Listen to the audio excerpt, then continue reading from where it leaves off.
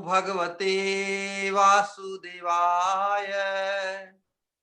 ओम नमो भगवते वासुदेवाय। ओम नमो भगवते वासुदेवाय। नारायणं नमस्कृत्य नरं चैव नरोत्तमं देवीं सरस्वतीं व्यासं ततो जयमुदीरयेत्। नष्टप्रायेषु अभद्रेषु नित्यं भागवत सेवया भगवती उत्तम श्लोके भक्तिर्भवती नैष्ठिकी। भागवत धर्म के अंतर्गत श्रीमद् भागवतम के अनुशीलन की इस दिव्य कार्यक्रम में आप सभी का स्वागत है। हम श्रीमद् भागवत में प्रथम स्कंद के 13वें अध्याय धृतराष्ट्र द्वारा गृह त्याग, इसमें विदुर जी के सफल प्रयास के कारण धृतराष्ट्र गृह त्याग के लिए प्रस्तुत हो रहे हैं। तो जो विदुर महात्मा के महत पुरुष के जो उपदेश है उनका प्रभाव, धृतराष्ट्र जो बद्ध जीव का परम आदर्श है, मतलब धृतराष्ट्र की जो घर में जो आसक्ति है, पारिवारिक आसक्ति, उसकी पराकाष्ठा रूप है। लेकिन फिर भी कितना भी बद्ध जीव हो, महत पुरुष जब तक उसके जीवन में प्रवेश नहीं करता, जब तक महत पुरुष की बात को वो उसके महत पुरुष का प्रभाव जब तक उसके जीवन में उसकी छाप नहीं पड़ती, तब तक वो अपनी संसार बद्धता से मुक्त नहीं हो पाता। एकमात्र साधन, एकमात्र कारण जीव किस प्रकार अनंत काल से भव बंधन में आबद्ध होते हुए भी महत पुरुष के माध्यम से ही एक ही जीवन में, इसी जीवन में, वर्तमान जीवन में ही हम जो हमारी जो चेतना है वो भगवत विमुक्ता से को छोड़कर भगवान की उन्मुख हो सकती है। और वास्तव में तभी मनुष्य कहलाने का हम अधिकार अर्जित करते हैं। मनुष्य दिखने में मनुष्य होते हुए भी हम वास्तव मनुष्य नहीं कहलाते।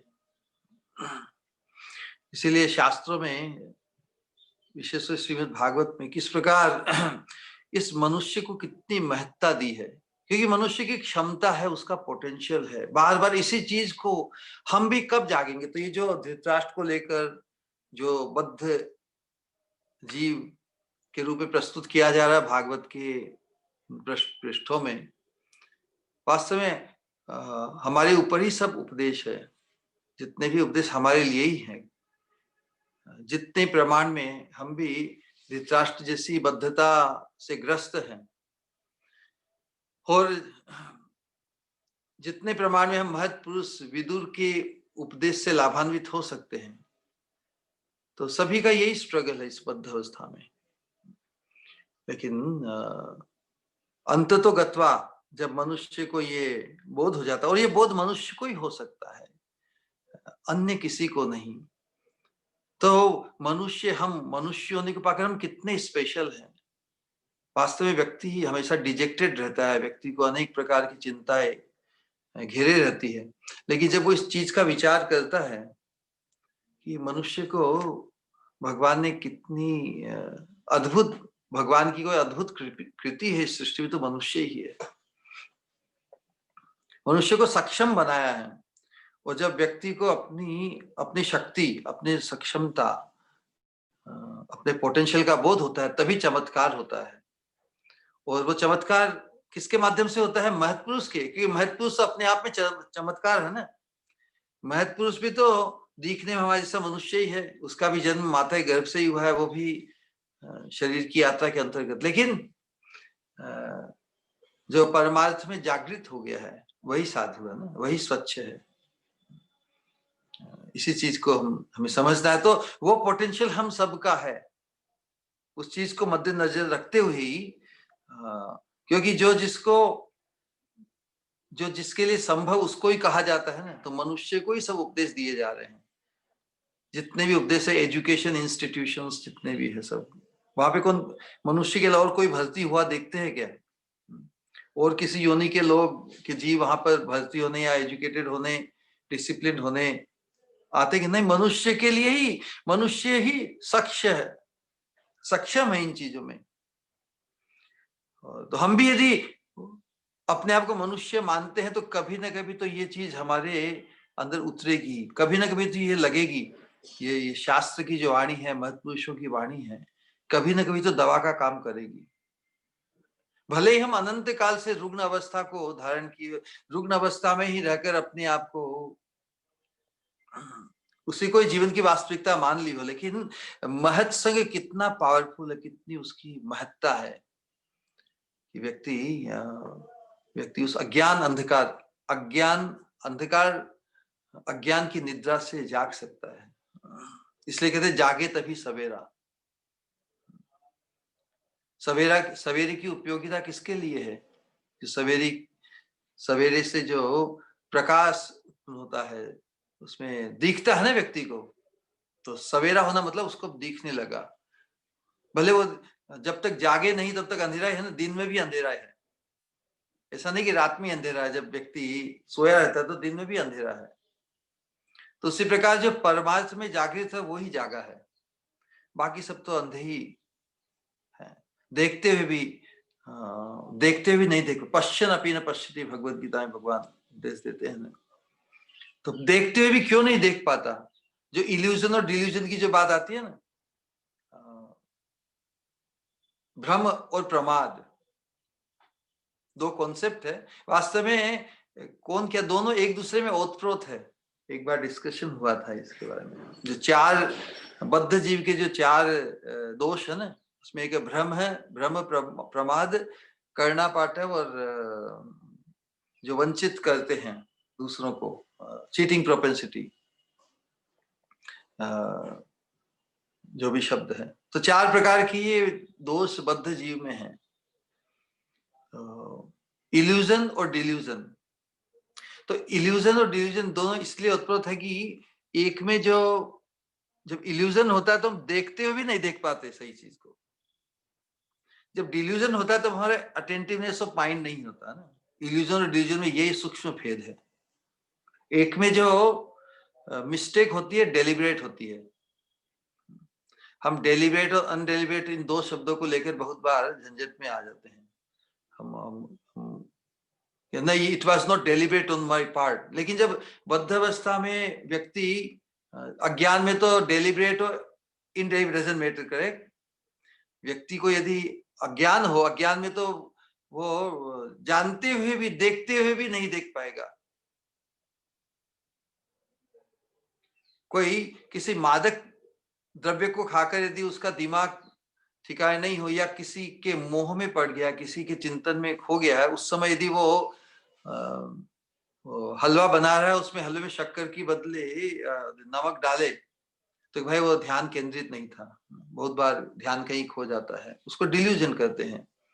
तभी मिस्टेक होती है ना, वो डेलिब्रेट नहीं है, it just happens because mistake, pure mistake. लेकिन जो चीज देखते हुए भी हम गलती करते हैं, तो वो भी होती है ना इल्यूजन के कारण। इस प्रकार हम खुली आंखें कॉन्शियसली देख रहे हैं, सामने जो रिफ्लेक्शन पड़ता है मरुस्थल में, वो रेती में ही जल का रिफ्लेक्शन आता है, तो प्रकृति जल की ही होती है। तो हिरण उसके रेगिस्तान में प्यास के कारण भागता है, जितना भागता उतनी जो मृग मरीचिका है, जल का रिफ्लेक्शन, वो और दूर होता जाता है और मृत्यु को प्राप्त हो जाता है। तो उसी प्रकार बद्ध अवस्था में यही है। तो कौन जगाए कि भाई वहां अब तू भाग मत, वो केवल रिफ्लेक्शन है, वहां पर जल नहीं है। लेकिन जल का रिफ्लेक्शन, जल जैसी कोई वस्तु तो है न। हम जल अर्थात जो पिपासा को तृप्त करे, जो क्षुधा भूख को मिटाए, है ना, वो उन्हीं की खोज में हम हैं। ले हमारी तृप्ति, आत्मीय तृप्ति तो भगवान के सानिध्य में, भगवान के संपर्क में आए बिना संभव नहीं।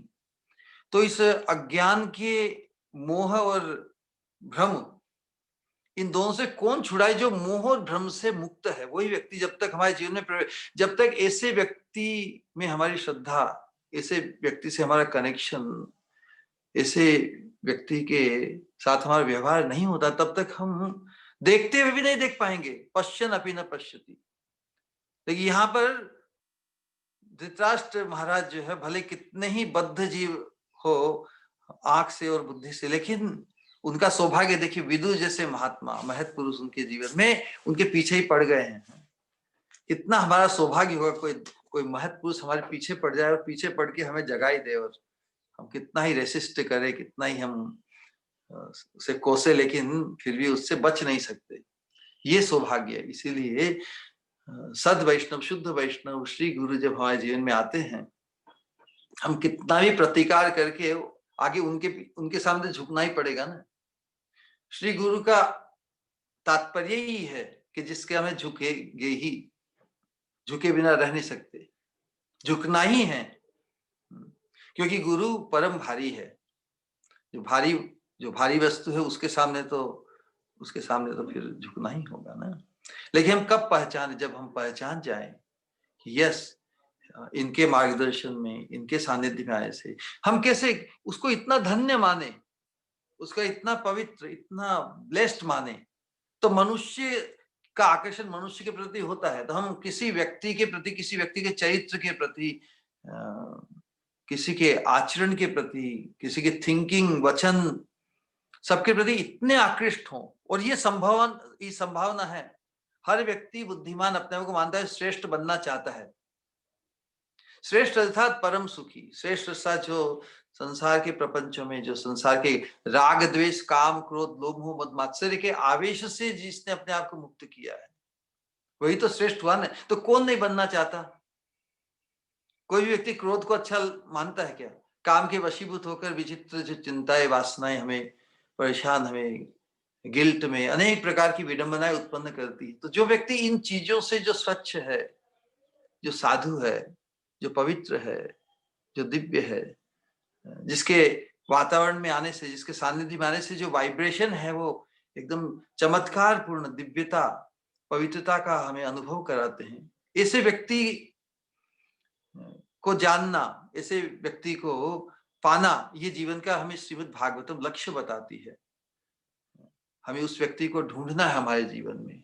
जब ये संशय, जब ये निश्चय हमारे हृदय में पूर्ण हो जाता है किसी के प्रति भगवान की कृपा से, फिर जीवन की यात्रा, जीवन की जो पूर्णता का मुकाम है वो एकदम सहज हो जाता है, सरल हो जाता है। तो यहाँ पे विदुर महात्मा, गत समय हमने जो बात की थी, वही बता रहे हैं कि उपदेश दे रहे हैं। उपदेश यही है ना।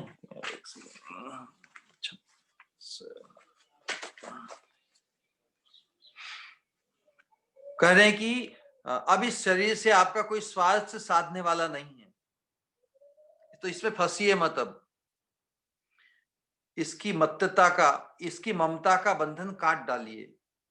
जो संसार के संबंधियों से अलग रहकर उनके अनजान में अपने शरीर का त्याग करता है, वही धीर है। तो उस समय की प्रणाली थी ना, उस समय की प्रणाली थी सत्ययुग, द्वापर युग में। कलयुग में तो बहुत मुश्किल है, अन्यथा कि कोई संन्यास धारण करे और वानप्रस्थ जीवन को धारण करे। ये संभव है, वानप्रस्थ जीवन और अंततोगता संन्यास जीवन। कम से कम संन्यास की चेतना को तो अर्जित कर सकता है जीव, लेकिन उसके लिए कहीं तो ब्रेक करना पड़ेगा ना। 50 वर्ष या 60 वर्ष, 65 वर्ष, कैसे ही ऐसी व्यवस्था को उत्पन्न करे कि वो अपने पारिवारिक जनों की मोह माया और जो आवेश है उससे मुक्त करके अपने आप को भगवान के अधिक से अधिक चिंतन में, भगवान के साथ अपने शाश्वत संबंध, उसमें ममता जागृत करे। तो जो संसार के संबंधियों से अलग रहकर उनके अनजान में अपने शरीर का त्याग करता है, तो जो आकर्षण है ना, जिनके आश्रय में हम पले हैं, जिनको अपना माना है। लेकिन संसार में जिसको भी या जिस वस्तु को व्यक्ति को अपना मानते वो सब नश्वर, वो आगंतुक है। तो आगंतुक वस्तु का ही मोह कहलाता है, वो शाश्वत वस्तु का प्रीति। तो हम जिसे मोह समझते उसे प्रेम मानते हैं। तो सत्संग के माध्यम से हमें बोध होता है कि हर वस्तु आगंतुक, हर जो संबंध संसार से संबंधित है, शरीर से संबंधित, शरीर नश्वर है तो शरीर के संबंध से जितने संबंध वो भी नश्वर है, उन्हीं का मोह होता है। तो मोह के जो कारण है आगंतुक वस्तु, विशेष रूप से व्यक्तियों का संबंध। तो पारिवारिक जनों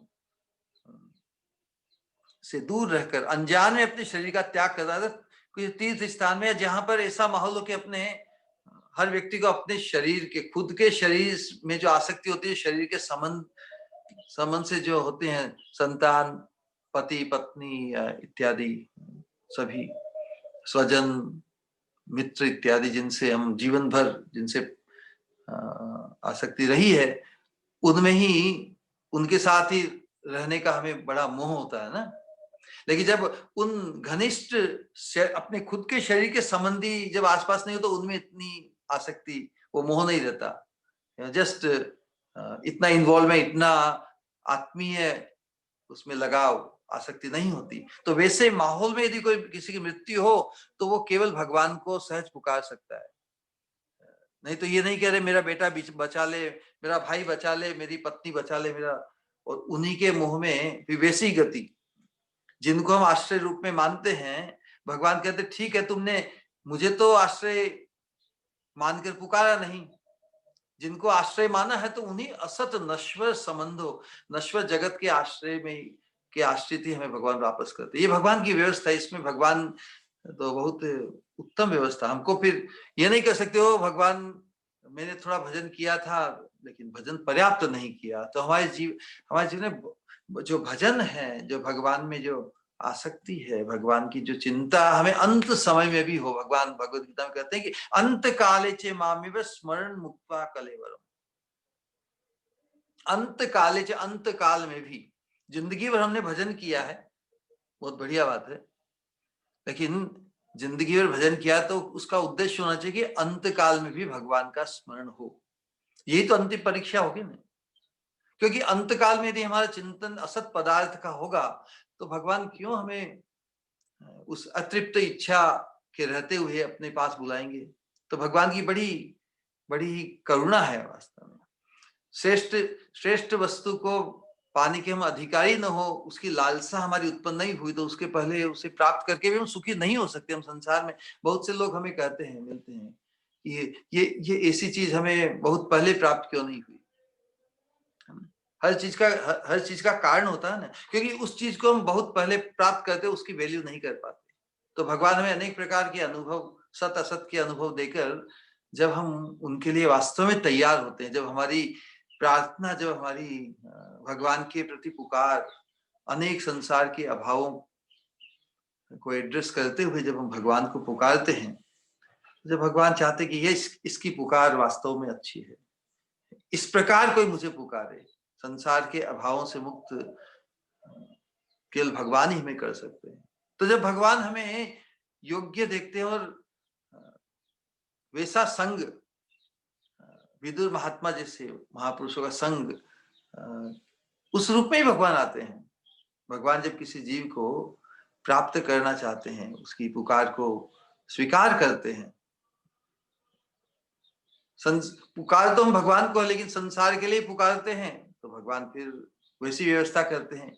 यदि हम भगवान को पाने के लिए पुकारे तो भगवान तो फिर रीझ जाते हैं और हमें मिलने के लिए तैयार हो जाते हैं। मर्त्यो यदा त्यक्त समस्त कर्मा निवेदित आत्मा विकीर्षितो में तदा मृतत्वम प्रतिपद्यमानो मयात्म भूयाय च कल्पते वही। भगवान भी विशेष संकल्पवान हो जाते हैं। मयात्म भूयाय च कल्पते वही, भगवान भी कुछ मया तदा मृतत्वम तदा अमृतत्वम प्रतिपद्य मानो कि यस, ये भी अमृत का आस्वादन करने के लिए तैयार है, क्योंकि ये इसका आकर्षण मेरे प्रति है। मैं तो अमृत का स्रोत हूं, अमृत के उत्स है भगवान ने। तो जब जीव इस संसार के जड़ रस की विडंबना, उसके द्वैत, उसके विपरीत प्रभाव को से परिचित होकर जब भगवान को पुकारता है तो भगवान तो उनका स्वरूप ही अमृत है ना, रसो वैस है, आनंदमय अभ्यासा, अमृत ही उनका स्वरूप है, तो उनसे तो जो संपर्क में आएगा उसे अमृत मिलेगा ही नहीं। तो हम भगवान से उस चीज को ही मांगे जो आज तक हम प्राप्त नहीं कर पाए। भगवान तो सभी चीजों के स्रोत है। भगवान से जिन्होंने संसार और ये जो जड़ भोग इसकी भी व्यवस्था, उसमें निर्वाह की, सभी जीवों की निर्वाह की व्यवस्था भगवान, लेकिन भगवान तो और भी सक्षम है। तो जो भगवान को भगवान के रूप में जब जान जाता है महत संग के कारण, महत कृपा के कारण, तो भगवान से मिलने के लिए लालायित होता है और भगवान फिर उसके हृदय में प्रकाशित करते उस महत संग, महत पुरुष को पहचानने की योग्यता भगवान देते हैं। तो यहाँ पर वास्तव में धृतराष्ट्र कितने ही फंसे हुए, लेकिन जब विदुर जी उनके पीछे ही पड़ गए हैं, उनके अधिकार से उन्होंने धृतराष्ट्र को जागृत कर दिया। अब तो वो शूरवीर की तरह बाहर निकलने के, घर से बाहर निकलने के लिए तैयार।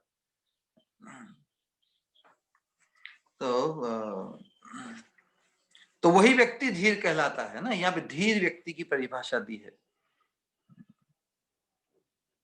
संबंधियों से, सगे संबंधियों से अलग रहकर उनके अनजान में अपने शरीर का त्याग करता, वही धीर है। इसीलिए श्रील प्रभुपाद जी ने जो पूरे विश्व के लोगों के लिए इसे जो अंतरराष्ट्रीय कृष्ण भावना मृत संघ, यही चैतन्य महाप्रभु की जो शिक्षा धारा है, उसमें ये जो भागवत के जो उपदेश है कि किस प्रकार व्यक्ति को अपने अंतिम समय के लिए तैयार करना चाहिए। ये नहीं कि जब तक अंतिम समय नहीं आया तब तक घर में ही फंसे रहे।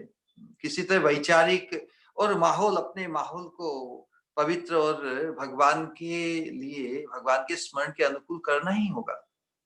ये तो मनुष्य के हाथ में है ना, हम सबके हाथ में है ये व्यवस्था।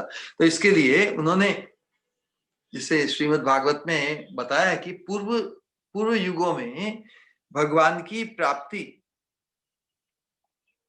इसके लिए क्या क्या न्योछावर करते थे। बड़े बड़े पद, बड़े बड़े राजपद को,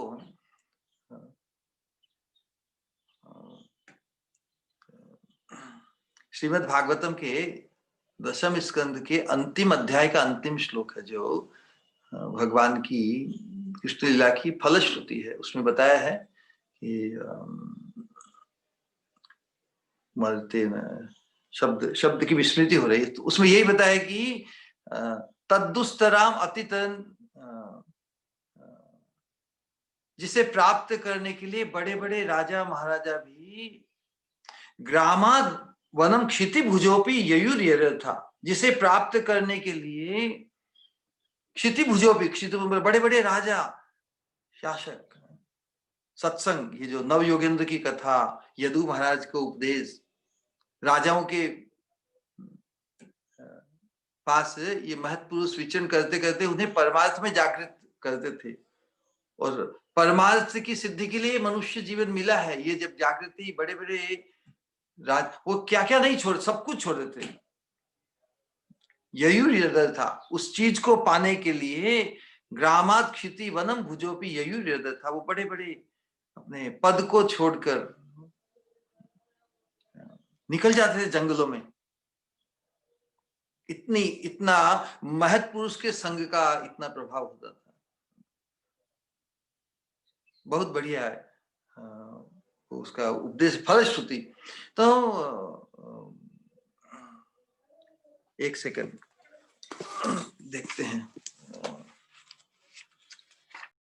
मर्त्यस्तयानु सवमेधि तया मुकुंद श्रीमद कथा श्रवण कीर्तन चिंतयेषु तद्दुस्तराम अति तरंती च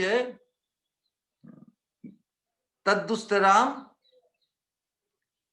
तद्धाम दुस्तर कृतांत जवाप वर्गम ग्रामात वनम क्षिति भुजोपि ययुर्यदर था। बहुत अद्भुत भाव यह प्रकट हुआ है हम सबको प्रेरित करने के लिए।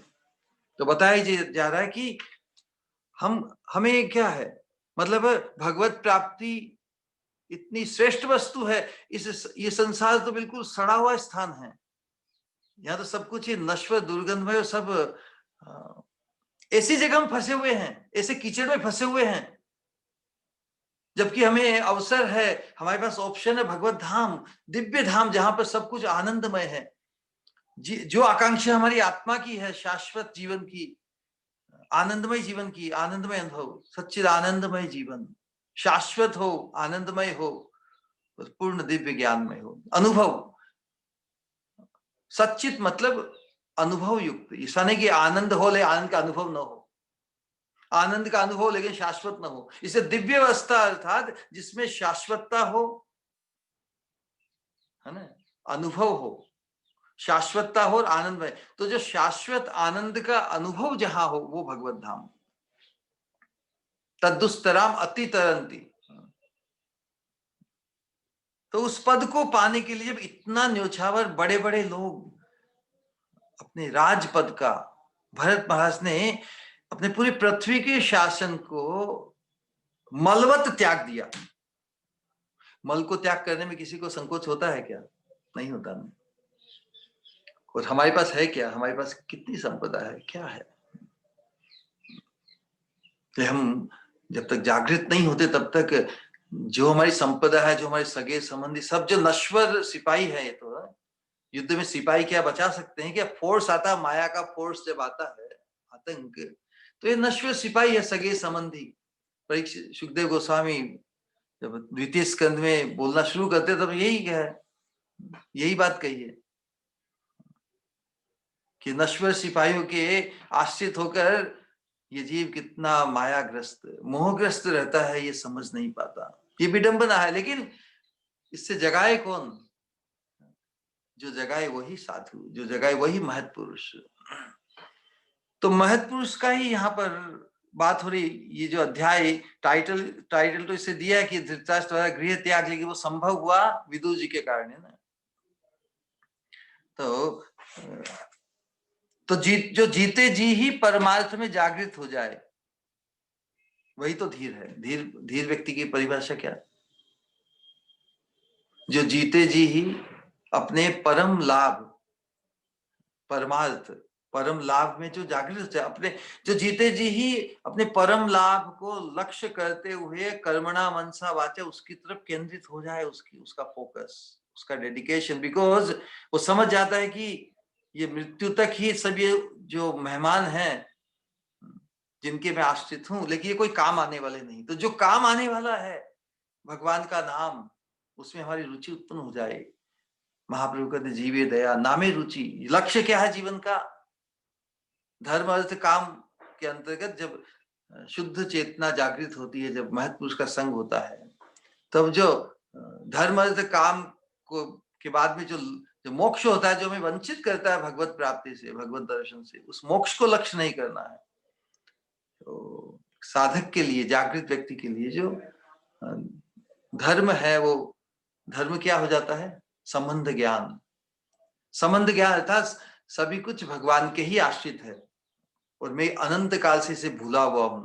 तो जब उसकी जो जो जो भुलक्कड़पना, जो विस्मृति जब समाप्त हो जाती है, तो उसे पूरा जगत ही कृष्ण के संबंध में ही दिखता है। फिर वो किससे द्वेष करेगा? सब कोई, हर व्यक्ति ही कृष्ण से संबंधित है, तो फिर उसका द्वेष नहीं रहेगा ना कहीं पर भी। वही उसका धर्म है।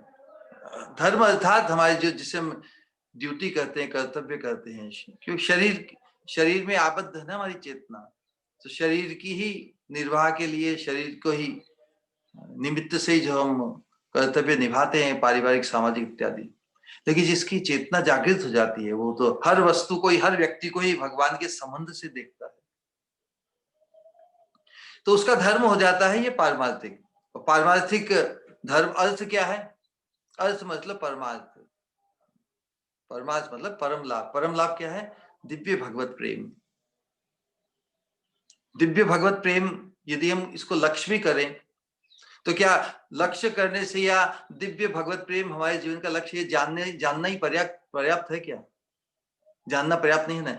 लेकिन इस दिव्य भगवत प्रेम की उपलब्धि, हमारा चित्त किस प्रकार भगवान का अनुरागी बने, इसके लिए कुछ तो एक्टिवेट करना पड़ेगा, कुछ तो करना पड़ेगा।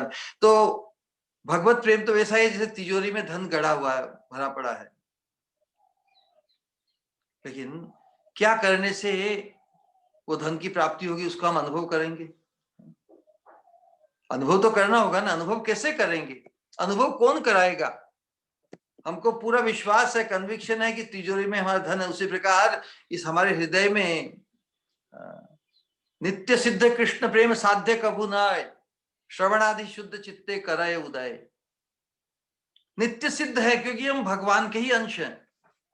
भगवान की जो शक्ति है ना हम, और भगवान की जो कृपा है, कृपा शक्ति, आनंद शक्ति, और जीव के स्वरूप में भी कण रूप में आनंद है। तो वो कण रूपी आनंद पर्याप्त नहीं है, जीव के स्वरूप में पर्याप्त आनंद नहीं है। इसलिए जीव अनंत काल से किसी को ढूंढ ही रहा है ना। साधक मतलब जो सिद्ध बनना चाहता है। तो उस परमात्मा को से कनेक्टेड नहीं होने के कारण क्या होता है? वो अतृप्त अवस्था, अतृप्त अवस्था के कारण हमेशा वंचित रह जाता है। लेकिन सत्पुरुष का जो सानिध्य प्राप्त होता है, तब वो साधना उसे मिलती है कि यस, दिव्य भगवत प्रेम ये लक्ष्य है, लेकिन लक्ष्य को पाना कैसे है? जो पाना है, जिस साधन से पाने, उसे ही साधना कहते हैं। तो धर्म अर्थ काम, तो कामना साधक कब किसकी करता है? देखिए थोड़ा विशेष है यहाँ पर चिंतन। उस अर्थ की प्राप्ति कैसे हो? तो हमें कामना उस चीज की करनी है। हमें कामना उस चीज की करनी है जिससे उस अर्थ, परमार्थ की सिद्धि हो।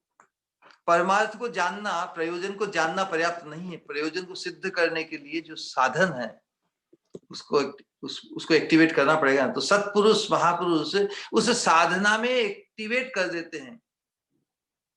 जब तक हमारी साधना क्रियान्वित नहीं होती, जब तक हम शरीर को, इस शरीर की ही मतलब सुविधा को लेकर जहां वहीं फंसे रहते हैं अज्ञान में, उस शरीर की जो वास्तविक जो कार्य उससे सिद्ध करना है, उसके लिए प्रेरित कौन करेगा? हमें महत् पुरुष करेंगे। तो धर्म अर्थ काम, तो काम हुई वो साधना। हमें कामना किस चीज की करनी चाहिए? जिससे हमारा परमार्थ सिद्ध हो। ये बात में अंग्रेजी के जो भागवत प्रवचन के अंतर्गत आया था, तो वापस उसी चीज को अपने आप को समझाने के लिए हम कर रहे हैं। तो एक साधक के लिए जो धर्म अर्थ काम इस शरीर के संबंध से नहीं, वो आत्मा के संबंध से। आत्मा के संबंध से धर्म क्या है? फिर किसी से द्वेष नहीं रहेगा। हमारा जब विजन, दृष्टिकोण बदल जाएगा।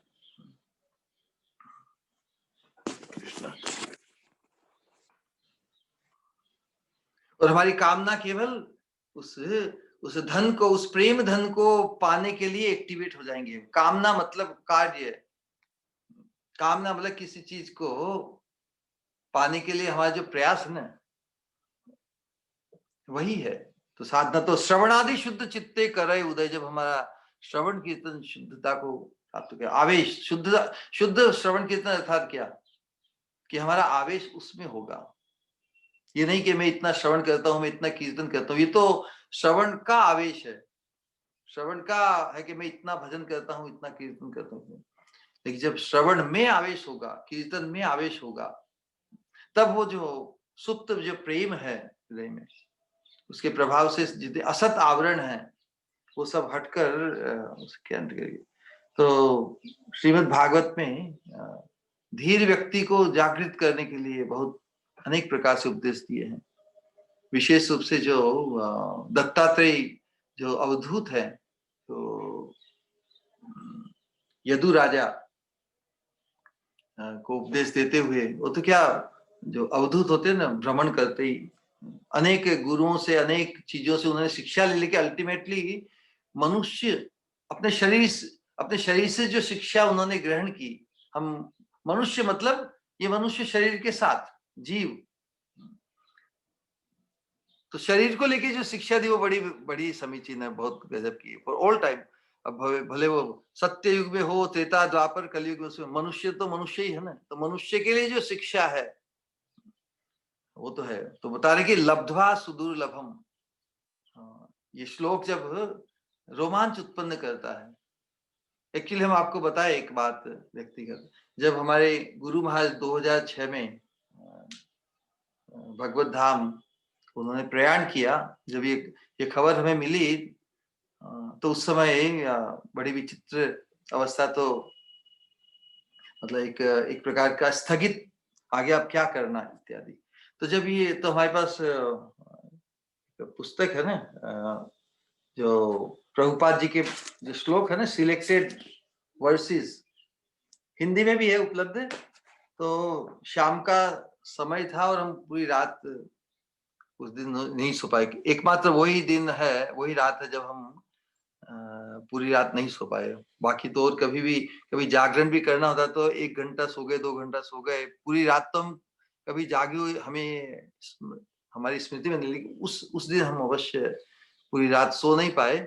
तो एक पेज खुला ऐसे ही, ऐसे इस पेज को खुला, ये जो श्लोक आया वो यही था, लब्ध्वा सुदुर्लभमिदं बहु संभवान्ते मानुष्यमर्थदमनित्यमपीह धीरः तूर्णं यतेत न पतेदनु यावन् निःश्रेयसाय विषयः खलु सर्वतः स्यात्। ये श्लोक सामने आया, इसका अनुवाद बहुत गजब का है। और देखो, जिस उस घटना के सापेक्ष में ये श्लोक क्या कह रहा है, लब्ध्वा सुदुर्लभम इदम बहु संभवान्ते, अनेकानेक जन्म मृत्यु के बाद में ये मनुष्य जीवन, अति दुर्लभ मानव जीवन मिलता है। लब्ध्वा सुदुर्लभम इदम बहु संभवान्ते, बहु संभवान, बहुत जन्मों के बाद में, बहुत जन्मों के बाद में, जो अनित्य होने पर भी मनुष्य को सर्वोच्च सिद्धि प्राप्त करा सकता है। लब्ध्वा सुदुर्लभम इदम बहु संभव मानुष्यम अर्थदम, अर्थदम मतलब परम सिद्धि, अर्थदम, अर्थ मतलब परम लाभ देने में सक्षम है। मानुष्यम अर्थदम, लेकिन अनित्यम, कोई अति उत्तम श्रेष्ठ वस्तु हमें प्राप्त हो और वो यदि हमेशा ही हमारे पास रहने वाली हो तो हम उसकी वैल्यू नहीं करेंगे ना। लेकिन कोई बहुत श्रेष्ठ वस्तु हमें प्राप्त हो और 1 महीना ही हमारे पास रहेगी और बहुत लाभ, जैसे मैजिक वॉन्ड, जो अल्लादीन का जो क्या होता है, दिया बोलते हैं, जो जादू की छड़ी यदि हमें मिल जाए और कि भाई 1 महीना ही रहेगी, उससे जो काम लेना ले लो, तब जागृत हो जाएंगे ना, 1 महीने में जितने भी काम है सब निपटा लेंगे। तो मनुष्य योनि भी उसी प्रकार जादू की छड़ी है। सभी योनियों में मनुष्य योनि वास्तव मैजिकल है। इस मनुष्य शरीर में हमें ऐसी बुद्धि प्राप्त भगवान ने दी है जिसको उपयोग करके हम भगवान से मिल सकते हैं। इसी योनि में संभव है, क्योंकि इसी योनि में बुद्धि इतनी विकसित है। मनुष्य योनि में ही हम सत असत, और जो विशेष रूप से भारत की पवित्र भूमि जिसे मनुष्य योनि की प्राप्ति हुई, हम बार बार इस चीज को ले हैं, लेकिन हम बार बार अपने आप को ही हम बार बार सतत सत्संग करने का यही लाभ है कि कभी न कभी तो करत करत अभ्यास के जड़मती होत सुजान, रसरी आवत जातते शिल्पन, कभी तो इंप्रेशन हमारा बनेगा, कभी तो इंप्रेशन बने ना।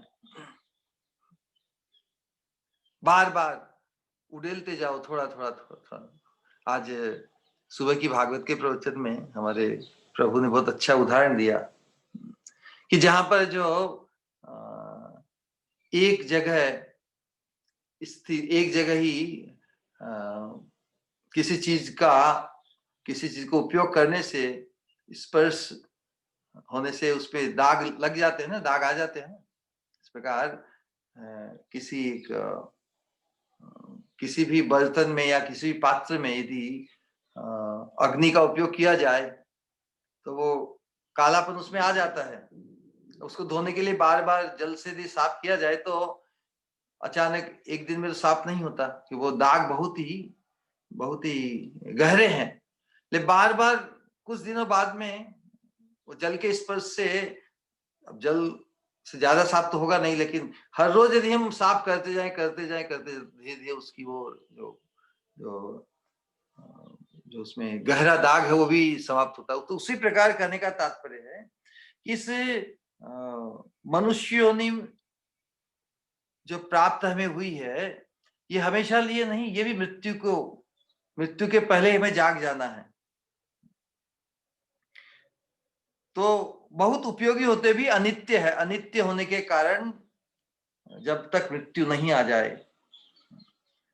तो बुद्धिमान धीर व्यक्ति, धीर वस्तु है ना, अपी है धीर है, तो बुद्धिमान व्यक्ति वही है कि मृत्यु के पहले ही जाग जाए। तो इसलिए धीर मनुष्य को जब तक चरम जीवन सिद्धि के लिए, तब तक ही कर लेना चाहिए चरम सिद्धि के लिए प्रयत्न, जब तक मृत्यु नहीं आ जाए या मन भी बिगड़ नहीं जाए। तूर्णम यतेत न पतेत अनुमृत्यु यावम। तूर्णम मतलब शीघ्र से शीघ्र। जो जागृत व्यक्ति हो जाता फिर ढील देगा क्या? जब तक हम जागृत नहीं होते कि हमारे पास इतनी दुर्लभ वस्तु है, इसका उपयोग, तो ये हमेशा के लिए रहने वाली नहीं है। यही जागृति है। तो न पतेत अनुमृत्यु यावन। जब तक मृत्यु नहीं जाए, जब तक मन संतुलन में है, तभी तक इसका उपयोग कर लेना है। भगवान का भजन, भगवान के भजन को सिद्ध कर लेना है। बाद में बुढ़ापे में करेंगे या ये करेंगे, ये अज्ञानी लोग ही करते हैं। निश्रेयसाय विषय खलु सर्वत्र। जब तक, जहां तक इंद्रिय तृप्ति का विचार है, तो मनुष्य होने में भी भगवान ने हमें वंचित नहीं किया कि तुम नहीं बोल। लेकिन ये इंद्रिय तृप्ति सभी योनियों में मिली है, सभी योनियों में मिली। तो यहाँ पर जो हम उपलब्ध कर सकते हैं वो है भगवान की प्रीति, भगवत धाम की प्राप्ति की संभावना को हम संभव बना सकते हैं। निश्रेयसाय विषय है खलु सर्वतः। निश्रेयसाय मतलब परम पद की प्राप्ति। निश्रेय परम, परम जो लाभ है। श्रेय मतलब अल्टीमेट गुड। तो जो अल्टीमेट गुड, अंत तो जो परम गति है, उस परम गति की उपलब्धि मनुष्य होने में हम कर सकते हैं। तो भौतिक जीवन का तो, भौतिक जीवन जो हम जीते हैं वो तो बार बार पुनरपि जननम पुनरपि मरणम पुनरपि जननी जठरे गमनम, ये वास्तव इस चक्र से यदि हमें छूटना है, इस तो ये मनुष्य योनि जो प्रदान की गई है, और मृत्यु की यथार्थता को हम कैसे भूल सकते हैं? जो व्यक्ति जागृत हो जाता है इस बात में, वो कैसे भूल भलैया में, गुमराह में रह सकता है? अज्ञानी है वास्तव में। तो सत्संग श्रीमद् भागवत में जागृत करता है इस मनुष्य जीवन, इस शरीर की वास्तविकता, जीवन की यथार्थता में हम जागृत हो सकते हैं मनुष्य रूप में। दूसरी योनियों में ये संभव नहीं है। इसलिए भगवान ने मनुष्य योनि को बनाकर एक विशेष इच्छा प्रकट की। इस श्लोक के पहले जो श्लोक है वो यही बताया कि सृष्ट्वा पुराणी विविधानि अजयात्म शक्त्या वृक्षान सरीसृप पशून खगदंड सूकान तैस्तैर अतुष्ट हृदय पुरुषम विधाय ब्रह्मावलोकधिषणम मुदम आपदेव। मनुष्य को बनाकर भगवान भी प्रसन्न हुए। कितनी अद्भुत बात है। ब्रह्मावलोकधिषणम, भगवान कहते हैं कि परम वस्तु क्या है, भगवान क्या है, इस चीज का अवलोकन, इस चीज की जिज्ञासा करने की क्षमता मनुष्य में है। तो भगवान ने सृष्टा पुराणी विविधानि, इस अपनी माया शक्ति को क्रियान्वित करके अनेक जीवों के लिए घर बनाए। अनेक योनियां जो जीवों के लिए घर ही है ना, हमारा शरीर भी हमारा घर है। वृक्षान सरीसृप, अनेक वृक्ष बनाए, सरीसृप रेंगते हुए, वृक्षान सरीसृप खग, पशून पशु बनाए, खग पक्षी बनाए, वृक्षान सरीसृप पशून खग तैस्तैर अतिष्ठ हृदय, तैस्तैर अतुष्ट हृदय पुरुषम विधाय। इन सब योनियों का सृजन करने के बाद भी, बावजूद भी भगवान कुछ कमी खली। यहाँ ये सब इतनी योनियों को, जीवों की इतनी बनाई, जीवों के भोग के लिए, हम कर्म के अनुरूप, लेकिन ये जो सृष्टि लीला या जो संसार लीला, इसको समझेगा कौन? हम कोई कार्य करें उसको कोई समझने वाला ही नहीं हो तो बिल्कुल बेकार हो गया। मतलब फिर कोई समझने वाला नहीं, उसका जो पर्पज है, उसका लाभ है, उससे कोई कोई लाभान्वित हुए ही नहीं। तो जितनी भी योनियां भी जो बनी है हमारे सामने, मनुष्य ही उसका उनका अवलोकन करता है ना, मनुष्य ही उसके गुण दोषों को देखता है और देखता है कि ओहो कितनी बुरी अवस्था है इनकी। कोई भी पशु बनना चाहता है क्या, पक्षी बनना चाहता है क्या? क्योंकि मनुष्य योनि में ही सर्वश्रेष्ठता हर बुद्धिमान व्यक्ति को दिखती है, लेकिन उस सर्वश्रेष्ठता जो है उसका विशेष उद्देश्य नहीं कि हम सर्वश्रेष्ठ पद को प्राप्त करें। पक्षी उड़ सकता है लेकिन उसे मालूम नहीं कि भगवत धाम कहाँ है। पशु हमसे तेज दौड़ सकता है, कोई तेज दूर तक देख सकता है, लेकिन उसकी पारमार्थिक दृष्टिकोण से तो वंचित है। तो उस दृष्टिकोण से मनुष्य भगवान की सर्वश्रेष्ठ कृति है और भगवान ने उसे ऐसी क्षमता प्रदान की है जिससे वो भगवान को प्राप्त करने के लिए तत्पर हो जाए। तो वास्तव में भगवान ने मनुष्य को विशेष इसीलिए बनाया कि जो अपनी बद्ध जीवन की जो विडंबना है उसको पहचान सके। इसलिए जो मनुष्य जीवन को पाकर भी उसका दुरुपयोग करता है वो नरक जाता मतलब नरक कहने का यहाँ तात्पर्य है कि वो वंचित हो जाता है ना। यदि हम भगवत प्राप्ति से वंचित हो जाए तो वो नरक ही है कि नहीं? गर्भ में प्रवेश करना क्या नरक से कम है क्या पीड़ा? हमारी जो क्षमता है यदि हम ऑर्डिनरी रह जाते हैं, अपनी क्षमता का पूर्ण उपयोग नहीं कर पाते तो वो नरक ही हुआ ना, अपने आप को वंचित। तो मनुष्य नहीं पाकर यदि हम भगवत प्राप्ति के लिए हमारी एकमात्र आकांक्षा नहीं बनती तो हम पुनः इस नश्वर शरीर में जन्म लेना ये नरक ही तो है। तो वास्तव में संसार में जो व्यवस्था भगवान की है, जो कुछ उपदेश इस प्रकृति का अवलोकन करके भी इसकी जो नश्वरता का बोध मनुष्य को ही हो सकता है ना, मनुष्य को ही होता है। तो जिसे संसार की नश्वरता का बोध हो जाता है वो फिर परम पद की खोज करता है। जब खोज करता है तो भगवान प्रसन्न हो जाते हैं, उसके जीवन में उस व्यक्ति को भेजते हैं जो उसे परम पद की तरफ प्रेरित कर देता है, मार्गदर्शित कर देता है। तो यही भागवत धर्म की व्यवस्था है। तो तात्पर्य यही है कि हम भी धीर बने, मतलब हम भी सीरियस बने, हम भी सत असत के बोध से विदित हों, हमें भी ज्ञान हो कि कहाँ पर हम कितना ध्यान दे रहे हैं। जो चीज नश्वर है, जो चीज हमेशा रहने वाली नहीं है, उसके आवेश में हम इतने फंसे हुए हैं, किस प्रकार उस आवेश से मुक्त हो। तो यहाँ पर विदुर महात्मा बता रहे हैं कि तुम इसी आवेश में रहोगे। वो कहते हैं out of sight out of mind. सामने यदि घर गृहस्थी कोई देखोगे तो उसी में आवेश रहेगा। आवेश से तुम अभ्यस्त अनंत काल से, कितनी माताओं में, कितनी बार माता बनकर, पिता बनकर, पत्नी बनकर, पति बनकर, संतान बनकर, स्वजन बनकर, कितने ही रूप में है। हम बहुत अभ्यस्त है। It is in our DNA. हर योनि ये जो सहज जो शरीर और शरीर के संबंध में जो आसक्ति है वो सहज है। उसको कोई उसके ऊपर ज्यादा कोई ध्यान देने की कोई वो तो सहज ही उसमें आसक्ति है। उससे कम करनी, उससे हमें जो परम शाश्वत वस्तु उसमें आवेश बढ़ाना है तो माहौल क्रिएट करना पड़ेगा। तो यहाँ पर विदुर महात्मा ने माहौल ही क्रिएट किया है कि भाई अभी अच्छा अवसर है तो तुम शरीर का त्याग उस स्थान में होना चाहिए जहां पर घर परिवार की जो मोह की जो ग्रंथियां हैं वो उसे वहां पर आकृष्ट नहीं करे और वो पुकार सके अंत समय में भगवान को ही। तो इसी चीज को समझाते हुए आगे विदुर महात्मा कह रहे हैं, ये स्वेकात परतो वेद जात निर्वेद आत्मवान हृदि कृत्वा हरिम गेहात प्रव्रजेत स नरोत्तम। किस प्रकार व्यक्ति भले इस संसार की बद्ध अवस्था, बद्ध जीव भी मनुष्य होने में नरोत्तम बन सकता है। कि साधन क्या है? हृदय कृत्वा हरिम गेहात, हृदय में हरि को धारण करते हुए।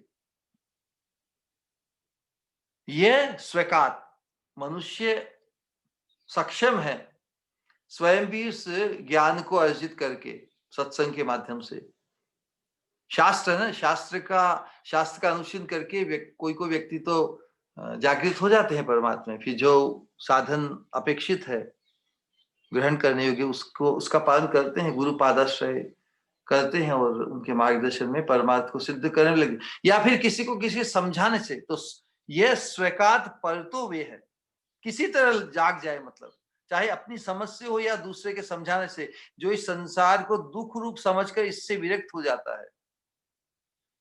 यह स्वीकार्थ परतो वेद जात निर्वेद आत्मा, जो स्वयं को निर्वेद मतलब विरक्त कर लेता है संसार से। वो किस प्रकार साधन किया? हृदय कृत्वा हरिम गे है, विवेक पूर्वक हृदय में भगवान को धारण कर उनकी प्राप्ति के लिए संसार से चला जाता है। भगवान को हृदय में धारण कर कर उनके चिंतन में रहते हुए ही जो संसार से प्रयाण करता है वही नरोत्तम कहलाता है, वही उत्तम मनुष्य है।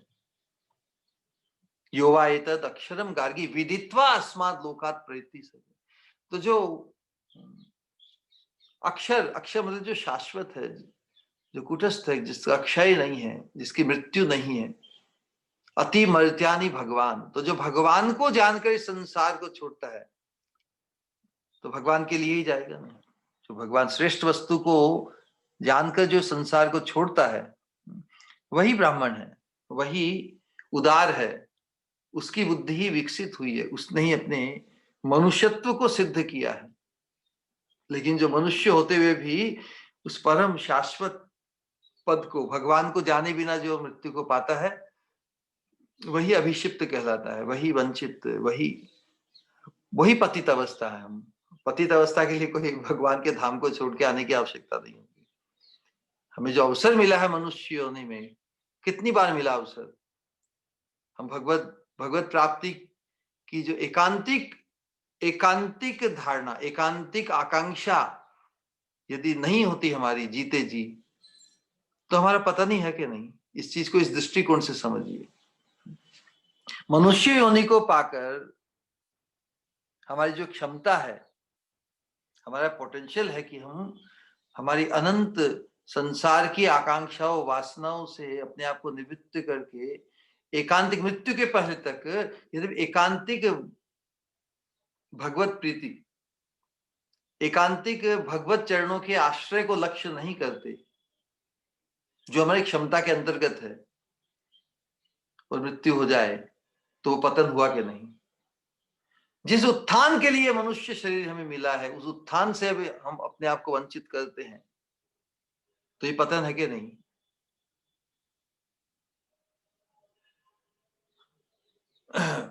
निर्देह माध्यम सुलभम सुदुर्लभम प्लवम सुकल्पम गुरु कर्णधारम मयानुकूलेन नभस्वतेरितम पुमान भवाब्धिम न तरित्स आत्मा। बार बार भागवत कहती है पुमान भवाब्धिम, इतना अवसर, इतनी अच्छी अद्भुत व्यवस्था सत्संग के माध्यम से, सत्पुरुषों के माध्यम से,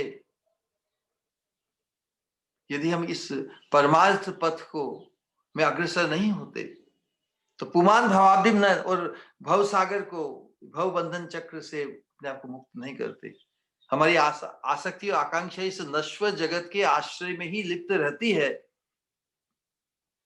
जबकि हमें अवसर है इस मनुष्य योनि में परम पद की चिंता में अपने आप को मग्न करने में। तो पुमान भावी न तरे, जो नहीं तर पाता इस भव सागर से, कैसे नहीं तर पाता, इस इस संसार के नश्वर आश्रय में ही हमारा आवेश, लेकिन जो परम आश्रय भगवान है उनके प्रति हमारा आवेश उत्पन्न नहीं होता। तो पुमान भावी न तरेत आत्महा, वो आत्महत्या करना है। तो आत्महत्या यही तो पतन है। परम पद को जाने के बदले हम अपने आप को वंचित करते हैं, तो यही तो पतन है। वास्तव में पतन कहां से है? भगवत धाम से पाने से हमारा पतन है। ऐसा नहीं कि भगवत धाम को पाकर कोई पतित होता है, वहां से नहीं। भगवत धाम को प्राप्त करने से हम पतित हो गए, यदि हम परमार्थ सिद्ध नहीं करते इस जीवन में। तो इस कॉन्टेक्स्ट समझ चाहिए। पतन, हम पतित जीव अनेक बार अनंत काल से बार बार पतित होते आ रहे हैं और भूल जाते हैं ना पिछला जीवन, बार बार भूल जाते हैं। लेकिन ये वर्तमान जीवन हमें अवसर मिला कि अब हम भूलेंगे नहीं, हम बहुत भूल गए, बहुत सी भूत भुलैया में रह गए। अब हमारे जीवन में सत्पुरुष महत्पुरुष आए हैं और उनके वचनों में हमारा पूर्ण विश्वास है। उनके दिव्य जीवन, उनकी दिव्य चेतना के प्रति हमारा भी आकर्षण है। हमने भी सत्संग का लाभ उठाया है, हम अपने जीवन को इतना पवित्र करने में सक्षम हैं। अपनी क्षमता को समझिए, हम सभी समझें। ऐसा नहीं कि नहीं दूसरों के लिए, हमारे लिए नहीं, नहीं हमारे लिए ही है। हर व्यक्ति के, हर मनुष्य मात्र के लिए ये साधना है कि भगवान जो परम आश्रय है उनमें प्रीति के, उनके प्रति प्रीति का भाव हमारा जागृत हो। तो जो प्रीति के भाव से संपन्न है, उनकी दिव्यता, उनके दिव्य जीवन, उनका दिव्य स्टेटस, उनके जीवन में जो पवित्रता है, उनके जीवन में जो आनंद है, उसके प्रति आकृष्ट होने की इच्छा करनी चाहिए। भगवान से वैसा ही संग मांगना चाहिए वास्तव में। तो फिर ये मनुष्य जीवन सफल हो जाता है। तो क्या चाहे अपनी समझ से हो या दूसरे के समझाने से, जो इस नश्वर संसार को इस प्रकार समझ कर उससे विरक्त हो जाता है, वो भगवान को धारण करके, जो भगवान का चिंतन मग्न होकर भगवान के चिंतन में ही शरीर को छोड़ता है, वही उत्तम मनुष्य है। उत्तम मनुष्य की बात बताई है। तो उत्तम मनुष्य कब बनता है? यहाँ तो उपदेश विदुर जी साक्षात दे रहे हैं श्रीमद् भागवतम में। प्रहलाद महाराज की शिक्षा की बद्ध जीव ऐसा आबद्ध है कि न तो उसे अपनी सूझती है, न औरों की बात उसे लगती है। क्यों नहीं लगती? क्योंकि इंद्रिय तृप्ति में उसका जो आवेश है बड़ा प्रबल है। मतीर्न कृष्णे परतः स्वतोवा मिथोपि पद्येत गृह वितानाम अदांत गोभीर विशताम तमिश्रम पुनः पुनः चर्वित चर्वनाम। उसी अभ्यास में इतना रत हो गया कि उसको कोई ऑप्शन किसी ऑप्शन में जागृत नहीं हो पाया। इसलिए जहां पर भी जितना रस मिलता, जड़ रस संसार के शरीर की इंद्रियों के भोगों में ही जिसमें आसक्त हो जाता है, वो आसक्ति उसके दुख का कारण बन जाती है। क्योंकि जब तक यौवन रहता है तब तक थोड़ी इंद्रियों की चमड़ी की रगड़ जैसी ये भोग वृत्ति है, यौन वृत्ति इत्यादि। तो जब जवानी नहीं रहती तो फिर वही उसके परम दुख का कारण बन जाती है। उसी प्रकार रसना, शरीर की अवस्था शाश्वत नहीं है ना।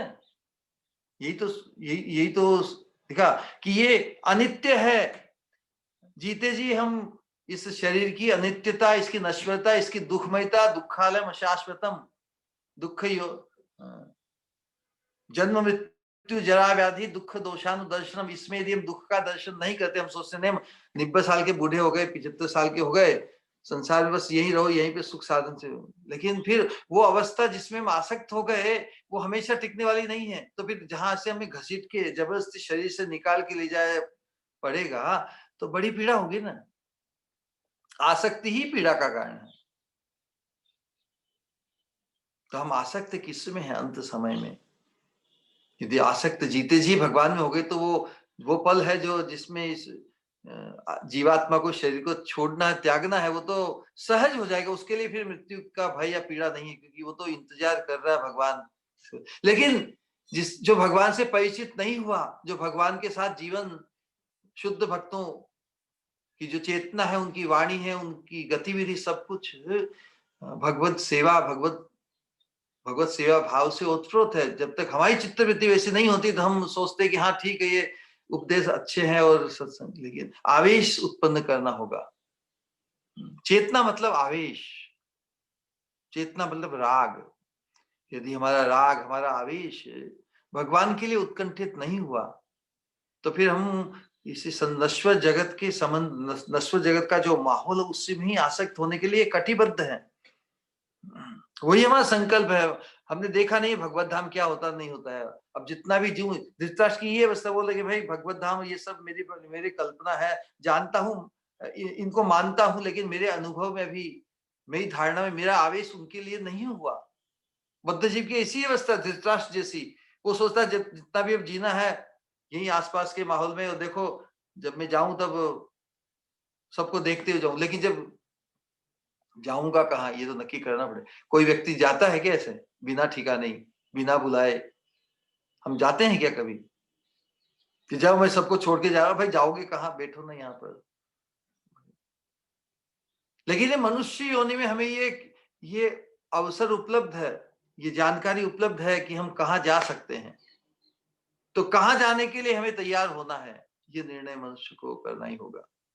तो विदुर महात्मा यही अद्भुत बात बता रहे हैं कि देखो अब तो तुम हो तो समझदार, लेकिन समझ नहीं पाए हो, इसलिए अब अपनी समझ से हो या दूसरे के समझाने से, दूसरे कौन है? वो खुद ही है, विदुर महात्मा ही हैं। तो किसी तरह अब जागृत हो जाओ और उत्तम मनुष्य बन जाओ। तो जो परमार्थ में जागृत हो गया वही उत्तम मनुष्य है। फिर आगे क्या है? अब जो समय आने वाला है, अथो दिचिम दिशम यातु स्वैर अज्ञात गति भवान हतोर्वाक प्राय से काल है पुंसाम गुण विकर्षण है। ये आने वाले समय की गंभीरता और विचित्रता, विपरीतता का बोध करा रहे हैं विदुर महात्मा कि अब जो समय आने वाला, अथो दिचम दिशम यातु,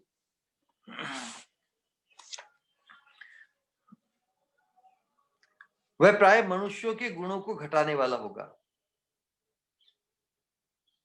हतोर्वाक्य प्रायस्य कालम,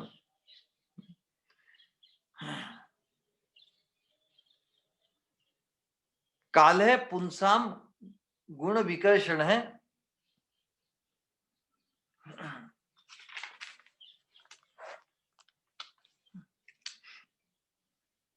अथोदिचिम, अथोदिचिम है अर्थात उत्तर दिशा, यातु मतलब चले जाइए, स्वैर अज्ञात गतिर्वृत्ताम, स्वै मतलब जो अपने सगे संबंधी हैं, स्वैर अज्ञात उनको बताए बिना, क्योंकि उनको बता के जाओगे तो वो जाने नहीं देंगे। देखो संसार के संबंध इसी प्रकार तो एक दूसरे में आबद्ध रहते हैं।